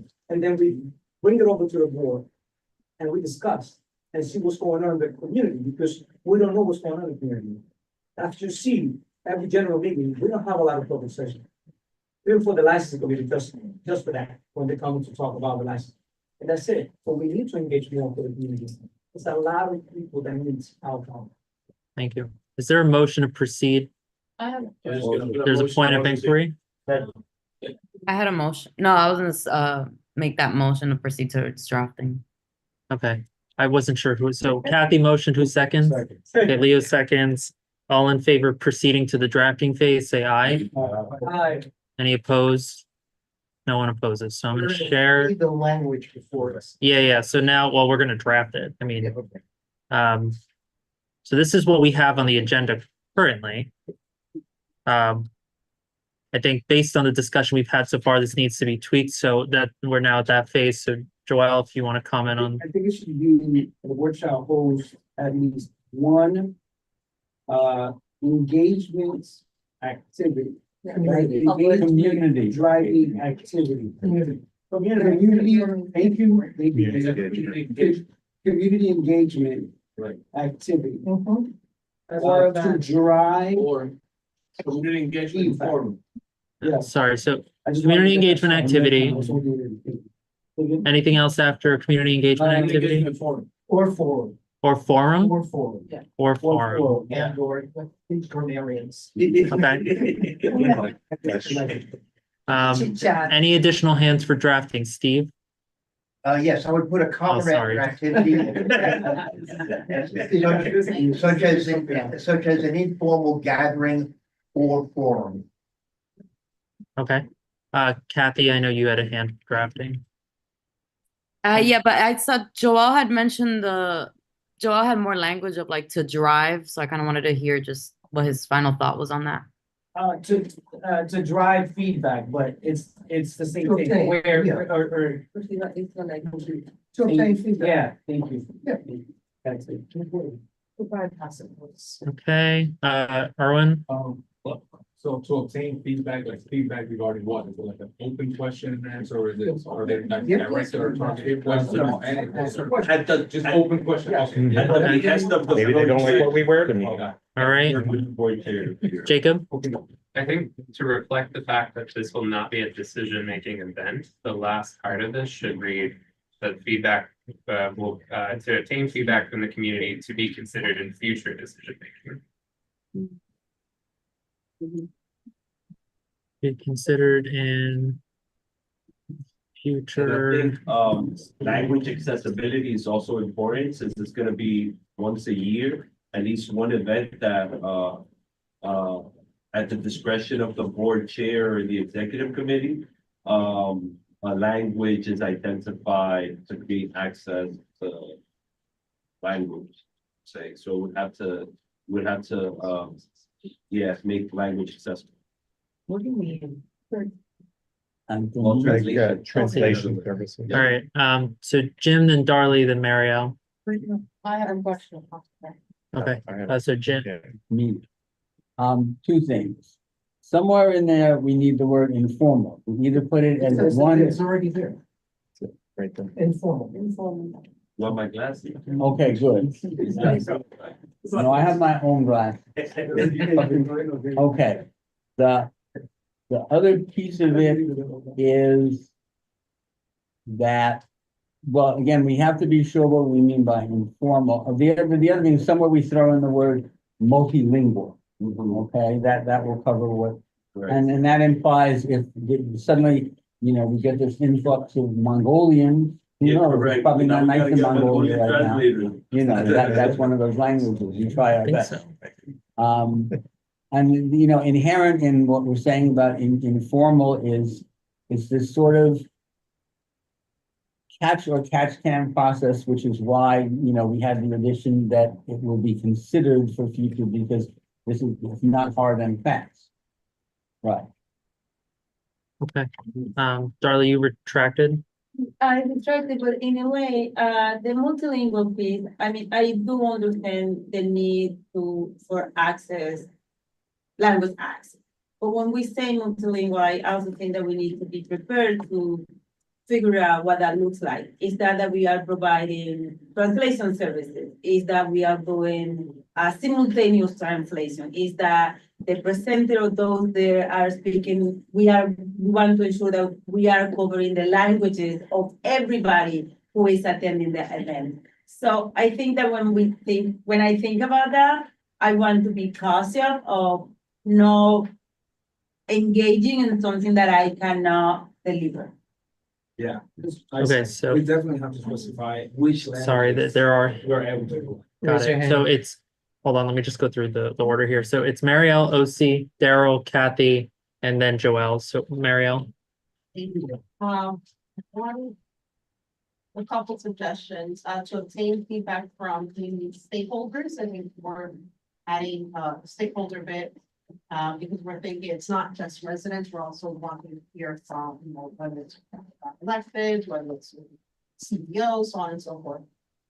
On the multilingual point, I think we can, expand it, so it's not just multilingualism, it's also about accessibility. And ensuring that these things are inclusive, so where these meetings happen, is it ADA compliant? These types of things, people with physical impairments, is it inclusive? So again, to her point, are we having, closed captioning, and, is that available for people watching on Zoom or, whatever the case may be? So, I would just kind of put, like, again, inclusive and accessible community engagement. And then I guess a wider point for just probably not for tonight, that recognize on the agenda, a bit around just ensuring that all of our meetings are inclusive and accessible for the community. Thank you. Why, this is an informal. It's an informal gathering. Yeah. Yeah. Okay. So next is OC. So I get that, that's more like a question. It's an informal gathering. How, are we requiring quorum for that? No. Or this No, is no. Not included. No. You must drink though. Can we start now? Okay, so next was Daryl. I didn't have any language, I don't know if it's allowed, but just, it seems like there's a significant budget impact for this type of event. So I'm just putting that out Well, there. that's why we're keeping to one. Kathy? Whatever quarter. Yeah, I just put in the chat, my proposed language, which is basically like, I want us to think about like this historic moment, right? Like all of us here are clear, like in 20 years, the board should always have one type of activity that is bringing awareness to the body, that is bridging the body with our community stakeholders. So I think we should just kind of make that clear by that new language. Y'all can fine tune it however way. And then I think I'm fine with leaving the, actually, no, never mind. That means it around the multilingual and accessible, because today that can mean one thing, and then 4 years from now, like, as we've seen, right, how inclusion and accessibility 5 years ago isn't the same as what the expectations are today. So I just want to make sure we don't drill in too much because we just don't know what the body maybe in 4 years might want, or need for the community even. So the current list is Joelle, Jim, Jay, and then Erwin. Steve, I have a blank. So it's Joelle, Steve, Jim, Jay, and then Erwin. You're referring to me as a blank? I knew it was someone over here. All right, so it's Joelle. For the sake of time, we're going. Okay, Steve. Yes, this phrase, to obtain feedback from community stakeholders to be considered in future decision-making by the board, makes it seem as though this activity is a little too formal, a little too, I mean, I'm going there and I'm saying to somebody, give me your feedback.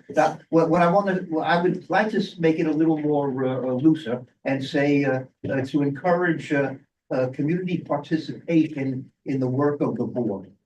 And as well as foster broader awareness of the mission and purpose of community boards. I really don't like the word stakeholders at all, because not everybody, well, who's a stakeholder? I mean, don't use everybody, so that every member of the community is a stakeholder, I don't know. I would prefer to say this, to encourage community participation in the work of the board. That should be the main goal. The main goal should be to get more people in the community to come to our meetings, to give us input, and maybe eventually to apply to become members of the board. Yeah, Okay. you're here, Steve. So just to say the list out loud, it's Jim, Jay, Erwin, and then Eleazar. Jim? Two things. We don't have to include any ADA language because that's inherent in what we do. All of our meetings are currently required to be disabled accessible. So sometimes we slip up, but and the other piece, and I agree with Catherine, we don't want to, for example, list a bunch of languages in order to change it again. And so we can stick with multilingual, or we can throw in like appropriately multilingual, meaning for that particular moment. But I think that's sort of implied by what's there. And essentially, insofar as we can, we will make this section and with other language elsewhere, all of our meetings, appropriately accessible to people of as many styles of communications. Ideally, we should, when necessary, have, sign language interpretation, hardly anyone does, but. Jay? One of the things that were mentioned when you add multilingual, I was immediately thinking every community board has an actual budget for staff and then some leftover. I think Kathy can speak more to what that is. But there's also a time where you can receive cuts. So when you force yourself under the bylaws, because you're saying the board shall, when you don't even have the money to hire a translator, and I'm telling you right now, translators cost a lot of money. So if you don't have the money, you can't meet this mandate if it says shall. That's all I'm saying. I would change the shall to may to allow that flexibility in case we don't have the money as a board to have this forum. And I think the idea behind all of this was more that there's people here that speak different languages that can create that access, but what if at one point there isn't? And the other word I wanted to include in this sentence was to educate, kind of like educate the community on what the board can do for them. Well, I think that's in the last phrase, that when we saw Broader awareness. what Catherine had, force broader awareness of the mission and purpose. There. Yeah, that's a good point. So what, unless you don't think that covers what you meant. I don't think it does. Okay, we'll come back. Instead of broader awareness, you can just put education. We'll go to Erwin. So, Hey. my first point is, I think it's Steve that raised the issue about the word stakeholders. Why not just members? Stakeholders seems a little more limited. Yes, members of the community are stakeholders, but I believe the word members is more inclusive. stakeholders sound very formal, very business-like. Yeah, Um, but it's already gone. It's gone. So I'm just seconding your point. Yeah, I'm yeah, glad thank you you. raised it. I appreciate that. That's a rare occurrence to me. Another thing is, if we exclude the word shall, as you're saying, then the whole point of this conversation is kind of null. It Yeah. doesn't make sense. The whole point is to force us to do it. I'm not disagreeing with you totally, however. Yeah.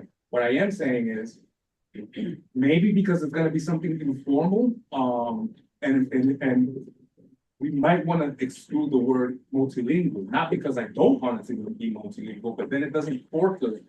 And it doesn't, force us to have to spend the money, for the translator, and because it's informal, then some of us who speak some of the languages that may be, the will be spoken at this informal gathering, and then be the ones to either translate or present the issues for those people who cannot speak English. Okay, it's Eleazar. I'm just gonna go through the list. Hang on. Eleazar, one I second. don't wanna extend our. I'm just gonna go through the list real quickly. It's Eleazar, then Mary, then Heidi, then Richard, then Jim. In 30 seconds, I just want to say that. I think the English thought of making this an informal meeting and all that, whatever the words you guys finally use, is that you'll see it in some of the agendas that we have in the community. The points that we touch upon and not necessarily the points about the community really needs and wants, and is looking to get information. Been long enough to know. So I think that it's important that, yes, we strike through, the stakeholders and all that stuff, but at the end, the feedback should be the central of this gathering. What it is that we're getting from people that may not want to come in front of 6 people that don't dominate language or don't want to go into a public, 2-minute public, the comments, in the public sense. And maybe say, whatever the grievances they may have. So I really want to harp on that, feedback. Okay, so after Jonathan, we are gonna close out and move to the motioning phase. So Mary, yeah, you're next. Yeah, go ahead. I just want to say, we cannot assume that every place that we meet is accessible. Because the reason I stopped going to these gatherings is because there was a place that we were at. The bathroom was totally inaccessible. So I couldn't go, and I won't go. Because of that, because if I get there and something's not accessible, what's the point? All right, that's added back in. Next is Heidi. I agree with Mary's. No, that was before. And I want to echo that, but I also had a question that I don't know if Kathy might know the answer. So under both state and city law, all government agencies are required to provide services in one of 10 languages. And is this entity fall under that? So for example, there's Spanish, Haitian Creole, Korean, Mandarin, and a bunch of others. Are we bound by that? Jim is shaking his head no. Well, we don't, so therefore we obviously not bound by it, because if we were, we would. Well, that's actually a good point, though. The borough president's office Right, does. Yes. because if there's a mandate, then that's an avenue for funding for languages, and maybe it does or does not negate the need to specify that these meetings are multilingual. Because sort of implied in a requirement. Yeah, Kathy, I saw you came off mute. Do you want to respond to that? I'm actually uncertain because for the same thing that Jim is saying, a lot of, not only us, there's 59 boards and they don't do any simultaneous translation or anything like that unless it's they actually request it. At the same time too, we don't, other agencies, for example, there is available city or state funding because they have the Office of Language Access, right, where they're able to access that. That's not the case for us. We pull from our existing budget. But I think it is worth exploring more. I'm actually meeting up with the board chairs on Saturday, so I could find out a little bit more. But I did have my hand up on this because I feel like we're getting really closely into the weeds, and I think that Steve's additions really just kind of echoes the spirit of what the point of that clause is, right? Like the goal is you guys in the future, at some point, we need to do something public to encourage more community participation. How that takes shape is dependent on the body at that point. We have that accessible language, and I think, yeah, I don't know. I feel like it's almost ready for call to question, but I can understand if folks feel something might be missing. So we have 3 more hands, and then we're gonna close it out. So that's Richard, Jim, then Jonathan. Richard.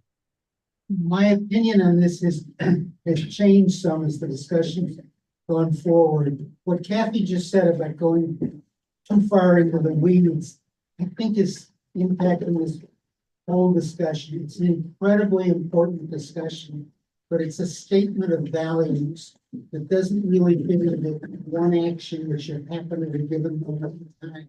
If something like this were a preamble to the whole bylaws, to say that every action of the board should be somehow impacted by community involving values, that would make sense to me, but increasingly this doesn't make sense to me as a specific bylaws section.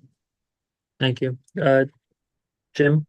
I have 2 points. Number one, this law, which requires these 10 languages, it talks about services.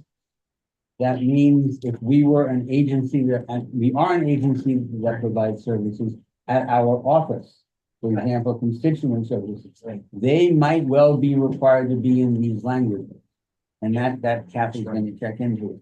Now, the other issue that came up is, I forget what, I think we may have taken bilingual out.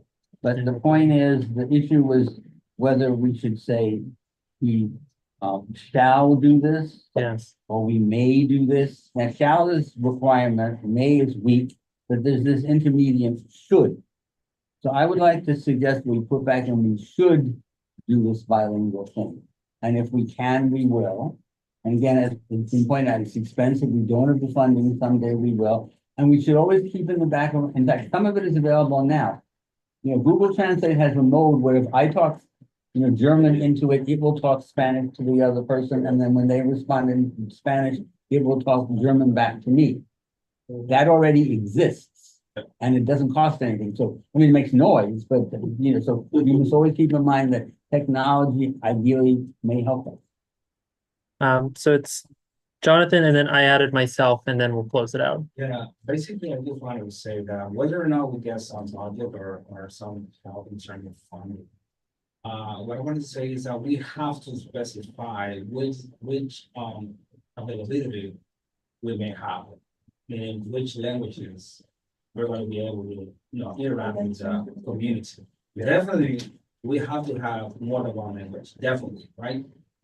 But my concern is to specify, meaning the limitation on which languages, which accessibilities we will have available in the location wherever we're going to celebrate or gather. And basically that's it. I mean, specify, because I have a lot of experience dealing with thousands of users. And issues always comes saying, oh, but you did not say this, you did not specify that you cannot translate this language. Now, what you're gonna do with these people speaking different language that you are not able to translate, right? So basically, whatever language we decide to have is to specify, have the limitation. We have this availability, we have these languages, or we have these translators, we have whatever. Okay, so so I have a comment related to the shall piece because I think it's important. So I take Jim's point on the word should, which is a nice intermediary, but I know in the discussions we've had in bylaws, we've avoided the word should because it's just not enforceable. I would recommend, because it sounds like the concern is around whether we have the budget, is to open this paragraph with, as budget appropriations allow, comma, the board shall host at least one. Yes. There it Is everyone okay? Very good. Yeah, you could definitely call into question after that. But I think it should still say shall then. So, Okay. And then I think that's it. So who's motioning? Motion to accept the language as is. All right, wait, let me just show it what it will be as is. So I heard, who was the second? Eleazar. It's Joel and Eleazar. So there is a motion. All in favor to accept the language. This would become section 10.15. Raise your hand if you're in favor. Any opposed? Okay, the in favors carry. So the language that we see on our screen is what will be adopted as section 10.15. Okay, we're moving on. Point of where we are. Yeah, we're about to do items G and H. But before we leave this item, I just want to publicly thank Domingo for coming up with this idea. Yes, shout out to Domingo. In the first place. Thanks, Domingo. I've ever gotten. Thank you. And I'll take both people out the drink. All right, so just to We got the holiday. Nearly 8:30. yeah, to say where we are, so I do want to maintain quorum. I think there's still 26 of us, so we do have quorum. So we need to move along. So we're on item G, that's going to be section 10.4.2.d, which I don't think actually, I don't know if that's right. We're on G. We are on G, which would be to whether to strengthen executive committee and board power. Steve, you're the one that Yeah, I'd proposed like to this. speak to it if I may, If you could, please, thank you. if I shall. Yes, go ahead.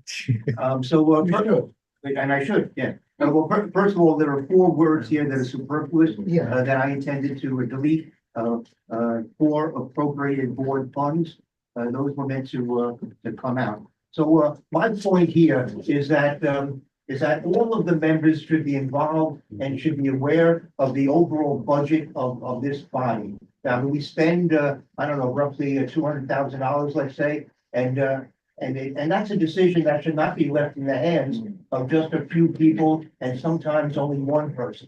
And what I'm thinking of was that some years ago, we had a chair who spent maybe $20,000 or more on all sorts of equipment that we never used. And we ended up like throwing out or giving away. And I think that, everybody should participate in this particular point of the board. It's one of the most important things we do is we spend money. And most recently, we just spent maybe, Catherine tells me, $8,000 on all sorts of swag for board members.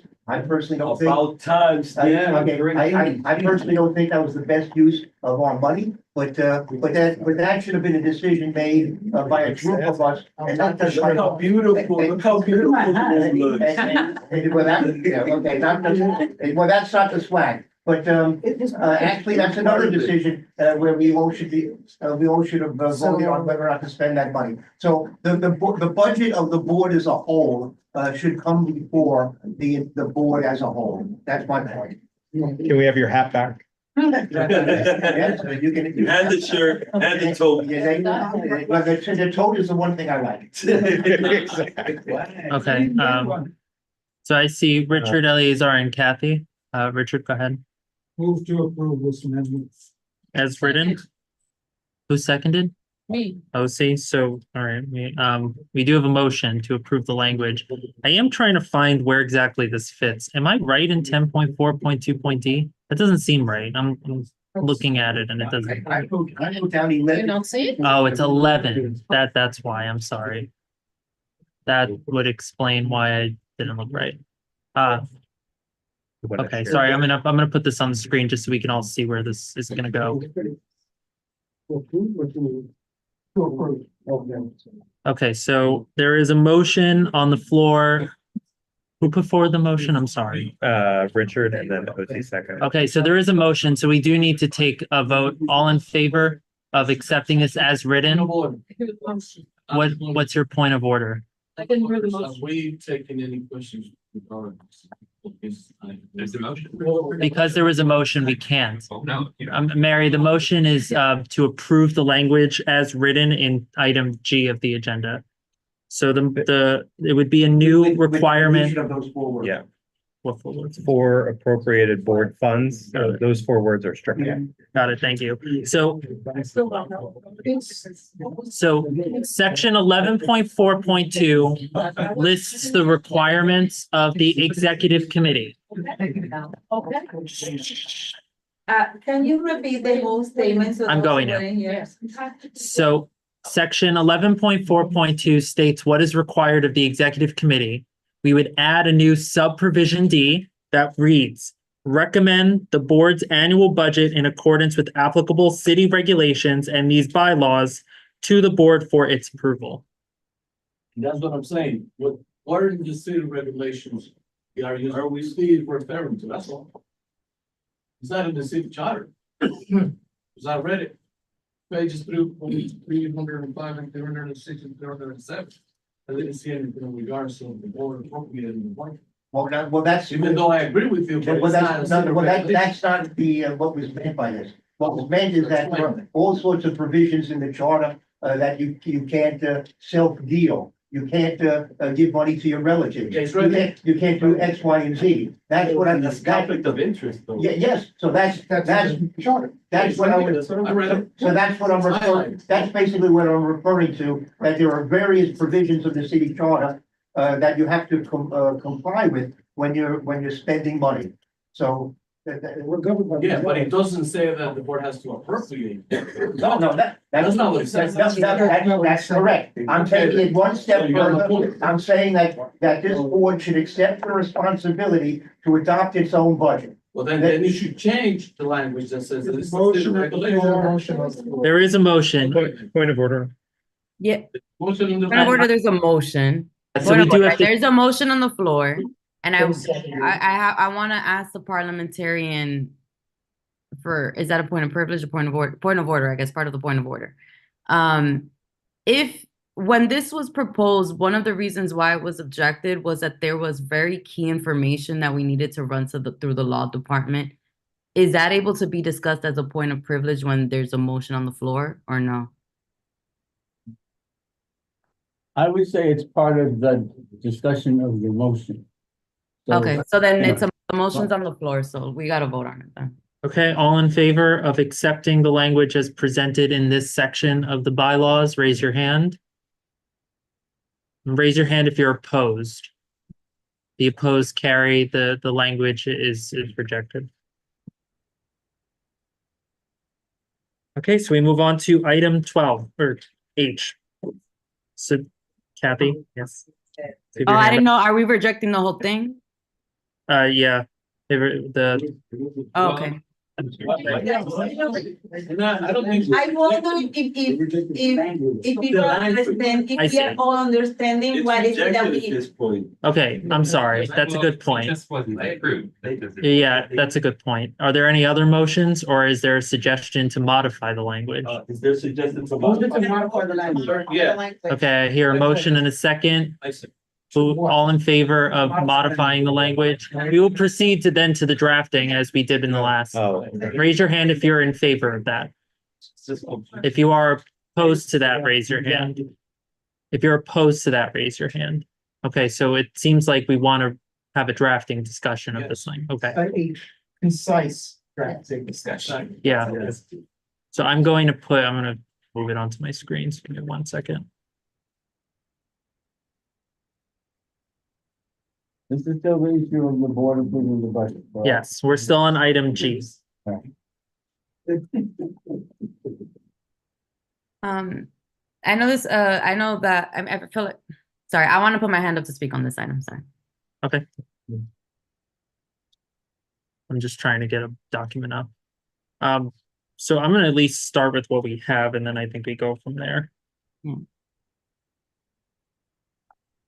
So go ahead and raise your hands if you have, so Kathy has her hand up. Anybody else have suggestions? Daryl? Okay, Kathy, do you want to go? Yeah, and let me put my 2 minutes.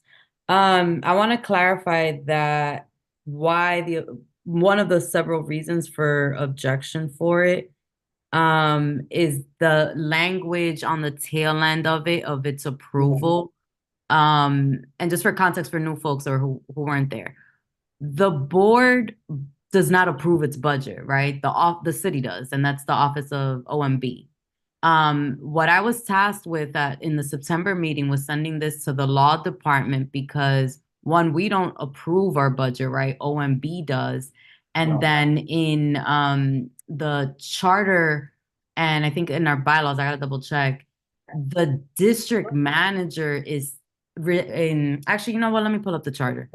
The board budget is for the operations of the office, right? So like the rent, the space, like for the office to function and so that our meetings can happen and the board body can exist, right? Which is very different from what's happened in, you know, all the years since I've been on the board, is that there's usually a surplus. And so that surplus, Ebenezer will say, hey, there's a surplus. What do y'all want to do with it? And then chairs either, and then that's the role of the treasurer, excuse me, to discuss that information to the board, say, hey, we have an opportunity to provide input and guidance on how the money is spent. And then that's accepted. In our case, Ebenezer, you know, always says, is like, hey, what do y'all want to do? And he does what we say we want to do, or what the chair says at the time of what to do.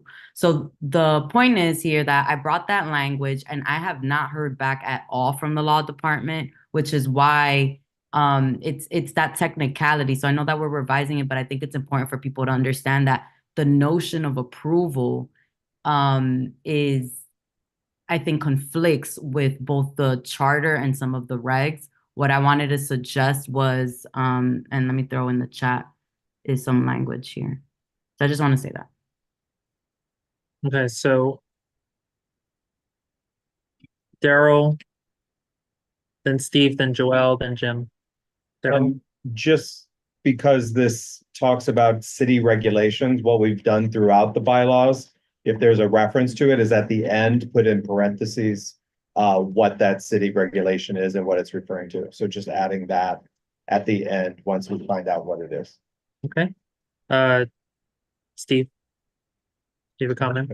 Well, you know, something, the board can approve whatever it wants to approve.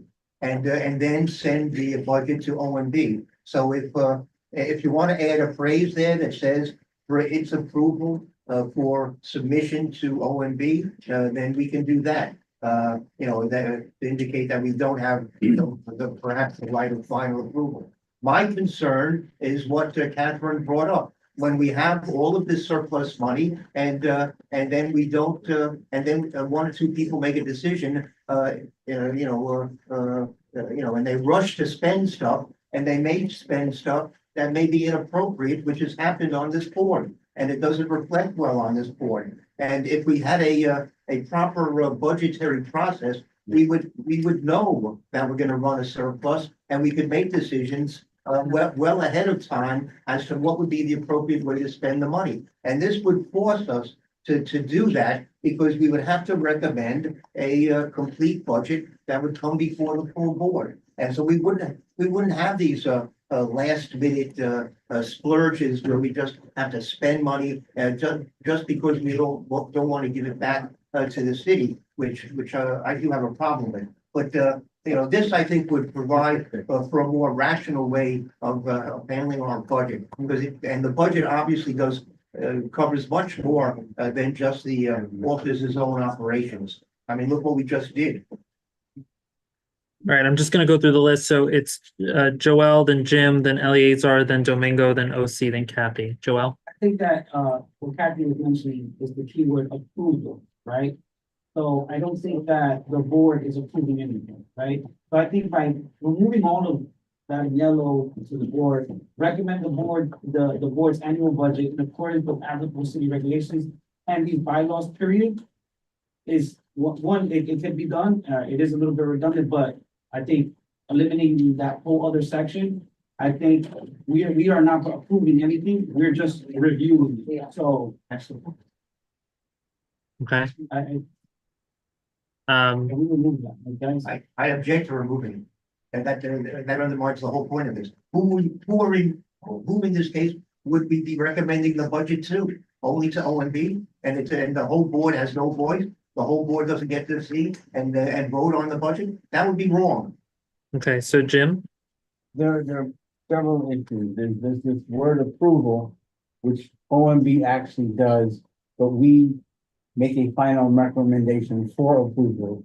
And this is what you're asking that the board. Every resolution we vote on, we're voting to approve a resolution. No, we're not having a back and forth. Okay, so the point is that, you know, the thing that the board would do would not be called approval, it would be called final recommendation or something. Now, the only problem occurs when there's this this sort of final budget that comes before the board for its nod, let's call it that for now. They don't nod, and now we have no budget at all. Where are we? Eleazar? Yeah, and again, I like the sentiment of having the board have staff participation in how the expenses are made. Yes, but the wording of where is it? Applicable city regulations. That's not what it says from the city charter, chapter 69, paragraph G. That's contrary to what the city is saying as our decision is gonna be based upon our city regulation when it's not. And that's why Kathy, by reaching out to OMB and the board office, the law. Law department. Yeah, the law department is trying to get the right guidance as to what it is that we can do, but it's not a city regulation per se. And I can even give you copies of regulation if you want to see. Unless I it like it. has the same document I have. I know You misread Kathy was the, looking at it. sentence. What is Sorry? the extent of the sentence? 1 second. Kathy. It's written. Okay. Possibly. So, Okay, you know something, why don't we just delete those words? Okay. Because we have to apply with, well, it doesn't matter, whether it's there or not, we still have to Yeah. act in accordance Right here, with all where it's applicable there. city regulations. That's why we have this in charter for. Okay, fine, so let's, please, so let's, we Yeah, can just delete that. Precisely. sorry. If you want to use the city charter, you have to convenience me. All right, so next is Domingo. Well, no, I feel like we have some of us have been operating since 6 in the morning. I just feel like we have to be a little bit time sensitive, like we just voted on this. If this is not going anywhere, can we move on? Because there's still like 5 more things. There's only one. All right, so there's a motion to suspend adding this language at all. Is there someone who seconds that motion? Radia seconds, but there is a motion. And Radia seconded. All in favor of suspending the language altogether, please raise your hand. 1, 2, 3, 4, 5. We're tabling the language altogether. Raise your hand if you're in favor of tabling it. Tabling. Raise your hand if you're in favor of tabling this language altogether for future discussions to be determined. And also pending. If we write something, we can get you voted by the law. Okay, raise your hand if you're opposed to tabling this. The favors carry. So we are gonna stop. And we are gonna move on to item H, and it will be noted in the minutes that this has been tabled. That we will come back to the discussion, that's what we are We will come saying. back to it pending, I guess, But not tonight. review by the Not law. tonight. It will not Yeah. happen tonight, no. It's fine. To be clear, there are no details of when it will happen, but it will happen. Okay, we are now on item H. So that is section 14.2.14. Under the responsibilities of the district manager. Let me just pull that up for everyone to look at. We would be adding to their responsibilities the words, follow up on resolutions passed by the board to request responses from the respective agencies or other interested parties to which the resolutions are addressed.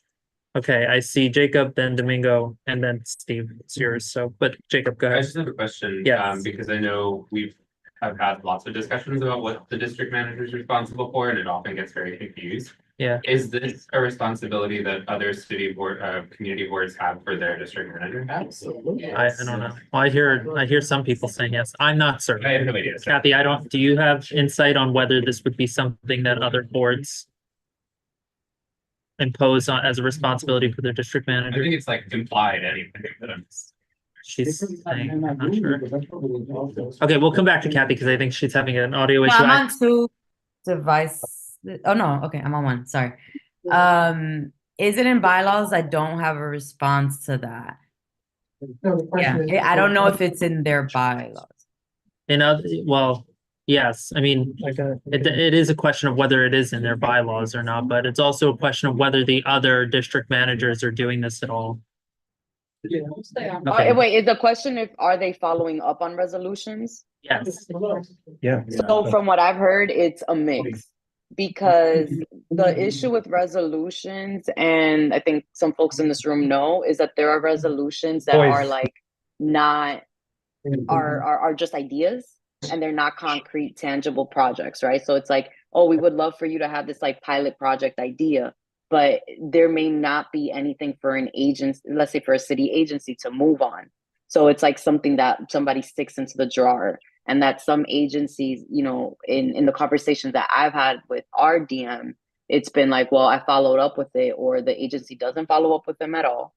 Or it's like, well, they said there's nothing moving on it, right? Really similar to the kind of OMB response. I'm not saying that goes for everything. I think that there are resos that are like incredibly action oriented, time sensitive, that we can have more ground on. But that's the response that I've received. And I think in some experience with some agencies, yeah, like with some agencies, our resos are just another piece of paper on somebody's desk. So what do we expect what do we hold our DM to in those instances is a question. Okay, so just to say, it's 8:49. We're gonna try and wrap and go to roll call by 9. I do have the list running, so we'll continue through the list, but let's just keep in mind, we're gonna try and move to roll call. So next is Jake. No, we did Jacob. Did you speak? Yep. So okay. Domingo. Follow up on resolution passed by board. I would like, for a tracker to be developed, right? Similar to like budget trackers where you start seeing, it's a simple, Excel document or a spreadsheet that can be developed to see, attempt to reach agency not successful, but at least we know after busting our asses, pardon the French, writing the resolution, gathering all the information, working a 9 to 20, right? Doing everything that our work is valued. And I think that's a way to demonstrate that, because I will not add to the responsibility of a committee chair also following up on the resolution after they have to write it. I think it's extremely unfair. Okay, noted. Steve, do you want to speak on this one? This is your proposal. This is my proposal. I hesitate to take ownership of it, but the fact of the matter is that it is pointless, which I think Domingo just implied. It is pointless to have us pass resolutions, mail them out, and then not even try to get an answer to them. And I want to say that I want follow-up on every single resolution passed by my committee. And when I've asked the district manager to follow up on some resolutions, which I consider to be extremely important, and I don't get any response, I consider that to be a real problem. So to me, it's not sufficient to hear that it ends up on somebody's desk. Yes, it's going to end up on somebody's desk, and maybe it goes into the circular file. But we should at least make an attempt to get a response. That's just basic. I mean, that should be the way we, that should be our basic MO, is that we pass a resolution, we expect to get a response. At least we should try to get one. And that should be something that our staff, that should be that should be a priority for our staff. Okay, next is Jay. I would just say, I've been to plenty of community boards. I've met plenty of district managers. I think it really depends on whether your district manager is productive and wants to do these things. But just to point out that their duty is to do what we want them to do. Correct. It's not the other way around. And so if you're saying as simple as following up, it doesn't matter if someone hasn't responded, if keep following up, or there's definitely more strategies to follow up on a resolution when it's related to an agency. You call your city council person and you say, this agency is not responding to me. You call your borough president, this agency is not responding to me. Because at the end of the day, what these agencies respond to is political pressure. And if your district manager is not willing to take the time to do those steps, then you're not getting the results you want as a board, because everyone here is volunteer, everyone here has their own jobs. the point of having staff is to execute. So the current list is Daryl, Eleazar, Wayne, and Marielle. Daryl? So you want to make this change to the bylaws? Yes. Yeah. Is this currently in the district manager's job description or tasks and standards? I have no idea. I have no idea. That's very important. Right, But I think it would. because it only needs to be in. Has been the description, job description. Yeah, Just to clarify, part of their job duties is to do what the board has No, no, no. directed them to do. Gotta be in the job description. That is the. Yeah, that's what Yeah. I'm saying. It's in the job duties where, you know, when you apply for a job and any other duties that your employer tells you to do is the same thing for the board. The board can direct the DM to do what they need to do. and I work for the city and we add, different tasks if that's something that we see is needed or, as we move forward. Eleazar? To the point of whether that's in his job description or not, I think we should find out. And also he's unionized. That's also. Oh, that's, Well, yes. hear me out. And number two, I work for a city agency just like you, and most city agencies respond to political pressure. And I think the strategy should be, instead of just contacting the agency directly, we should really have monthly meetings or with the local elected officials but it should really be a responsibility of the district manager to follow up on writing this resolution. I saw resolutions in my agency from 2010, just sitting there. That should be safe. That they haven't really even paying attention to. So I think we should look at his job description one. And if it's not there, try to figure out a way of including it. And then third, he should really try and try and curtail how he's been doing it, because he's obviously not walking up with the blanket. Next is Wayne. We've interviewed for district managers many times over the decades. And, following up resos is a basic part of, their job description. My point is, we're not saying we're holding the district manager responsible for the agency's response. We're saying we do want the district manager, after we pass the resolution, to follow up and how they do it, whether it's tracking this or, having, the Secretary of State go there, how they do it is one thing, but we want them to follow up to see what is the response to the resolution. Right. Because frankly, and what we've done in land use for the last years, we've said, we have to make it our responsibility to follow up because it's not happening at the staff level, and that shouldn't be the case.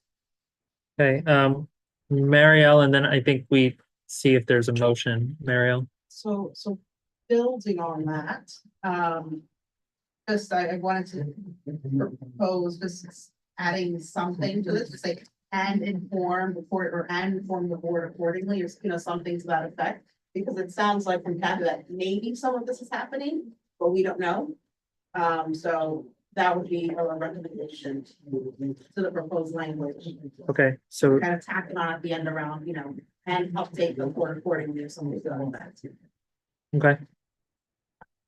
Is there a motion to either accept or reject this? Because I had a modification to the language. Is it do you want the tracker to go into the language itself?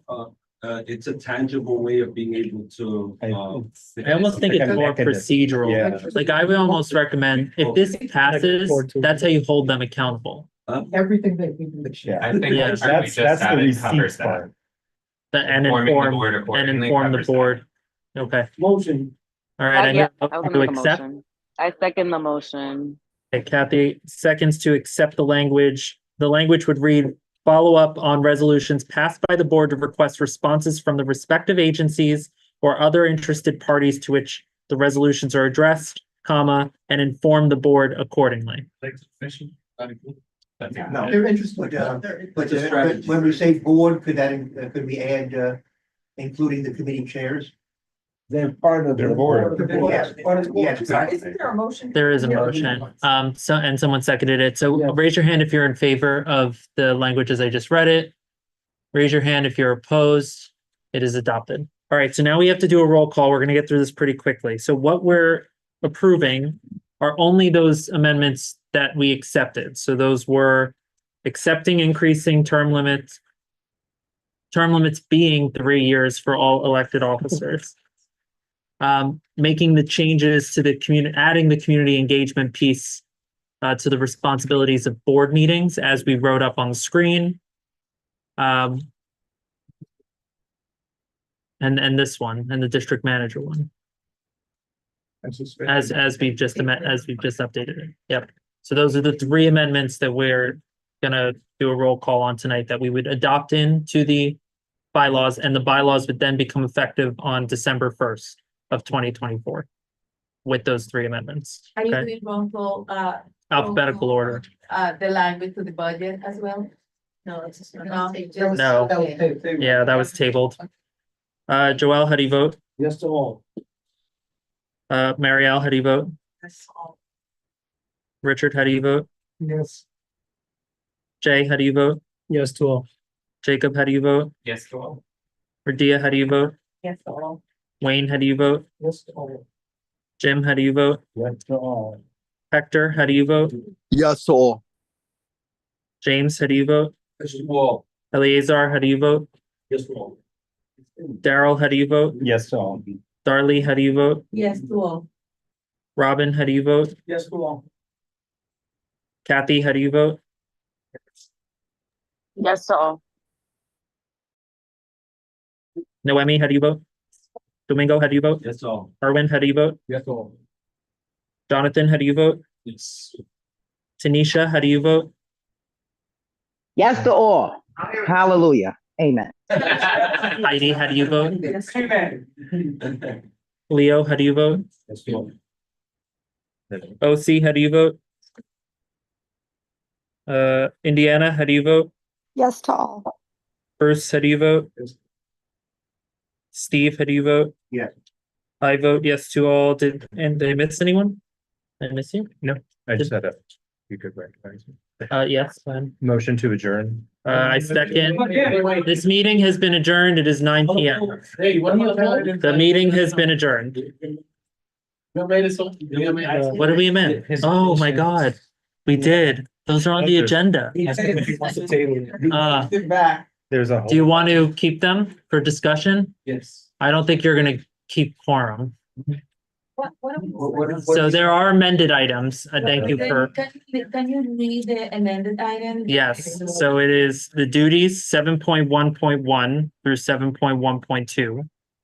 Responsibilities of the chairperson 7.2.12 and 14, and updating the nominating committee 8.2.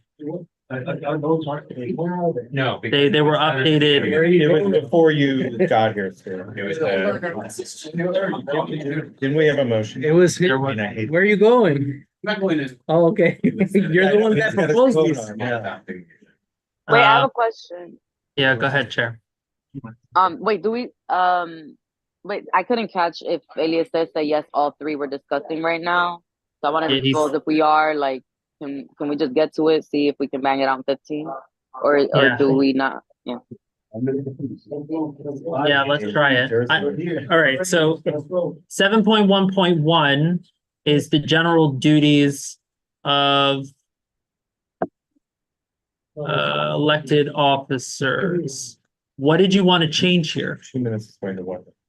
You want to read it? Allow. You have to explain what you wanted to change of 7.1.1 and 7.1.2. Says to embody and impart principles of diversity, inclusion, equity, and ethics. That's 7.11, and Yeah. 7.1.2 is to communicate with other officers timely and effective manner. Okay, what do you want to change? To embody and import principles of diversity. I don't we already a diverse community board exists, but I mean, is that something that should be included as part of our bylaws? So you're recommending removing the word diversity. I just don't know that it should be part of the bylaws at all. I mean, I believe that was added. Did we add that? Uh-huh. I think we did. That was one of the, again, this is a while ago. Do folks have any comments on that?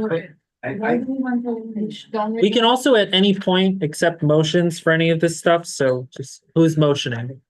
Was To that a what? motion? To reject changing it? Keep it as is. Is someone second a motion? Second, all in favor of keeping the language in 7.1.1 as is? The in favor is carried. Did you have another edit for this one? Yeah, usually it's DEI. No, that was, we talked about it. Okay, did you have another, That's what that really is. did you have another edit for 7.1.1 or 7.1.2? To communicate with all, officers and effective demand. Can you expand what that really is? I think we should really, the person that, actually wanted to include it, to explain what is effective and timely manner to communicate with all the board members. Not with other board members, with other officers. Right, it's too subjective to interpretations of whoever wants to use it in a particular way. Do you have suggested language to change it? What is effective and what is timely? What are we talking about? It I wanna say, in situations of resolutions of any other communications that specific to items that relate to board issues, then say 24 hours. No. So we're adding 24 hours. Volunteer paid. Is there a motion to change timely to 24 hours? Then have, No, 24 hours. then if you cannot come up with a quantifiable amount, then get rid of it. I don't agree. I think, Defined by what a reasonable person believes to be Yes. timely. Motion to keep that is it. I correct. move to keep it. Okay, As is. someone seconded it. Second. All in favor of keeping 7.1.2 as is? Anyone opposed to keeping 7.1.2 as is? The in favors Agreed. carry. Okay, so the next thing on the agenda is 7.2.12, which reads to appoint and remove all members. This is the responsibility of the chairperson of the board. To appoint or remove all members of all committees of the board in consultation with committee chairpersons in accordance with Article 11 of these bylaws, and to be an ex officio member of all committees of the board, except the nominating committee. The chairperson shall not appoint themselves to chair a standing committee or task force. Remove that. Okay, so he's removed that. Now we're moving on to 7.2.14. What is Article 11? I don't know. He doesn't have a suggestion for it. So it stays as Withdraw. is. He withdrew it. And it stays like it is. These are the responsibilities of the chairperson. So imagine the words, the chairperson shall at the top. So it stays the So- way it is. Yeah. 14 is the next one. The chairperson shall be, okay, maybe I got the words incorrectly. It's just duties of the chairperson. So to be a member of the district service cabinet or to designate their representative to attend its meetings. That's already in the city charter. Say so. So you're requesting to remove it, Yeah, you Leave it as. to leave it, so you withdraw. Leave it as is. Okay, so this is not up for discussion. The last item Is is, the district manager the representative? No, he runs the He meeting. runs the city charter. See it? He runs Right the behind meeting. you. What? He runs the meeting on behalf of. Yeah, so is the chair? Is a member. member of the committee. The chair is a member of that committee. Well, yeah, 5 minutes. all right, so the next one is section 8.2.2, which is the nominating committee shall be selected in one of two ways, and then it explains each way. Did you have an edit for this one? One or two ways. One of the two ways is accepted. I agree with what David Biden was saying. So the Either way is chairperson accepted. may either select members of the nominating committee. I'm sorry, the nominating committee may be selected by either appointment of the chairperson or election by written ballot of the appointed members of the board when such election is requested by at least 10 members during the regular October meeting. But it is, This has been part of the bylaws before. so you're happy, so you're withdrawing. Okay, can I get a motion to adjourn? Motion. Okay, the meeting has been adjourned. It is 9:06 PM. Thank you. Thank you, everyone. Yay. Kathy, do I have to do anything? No, just end it and then you'll kill the live stream with it and then yeah, no, it should be fine. We live stream, so we're on YouTube. Okay, cool. So All you don't have right. to do anything. All right, thank you so much. Amazing meeting y'all. Have a great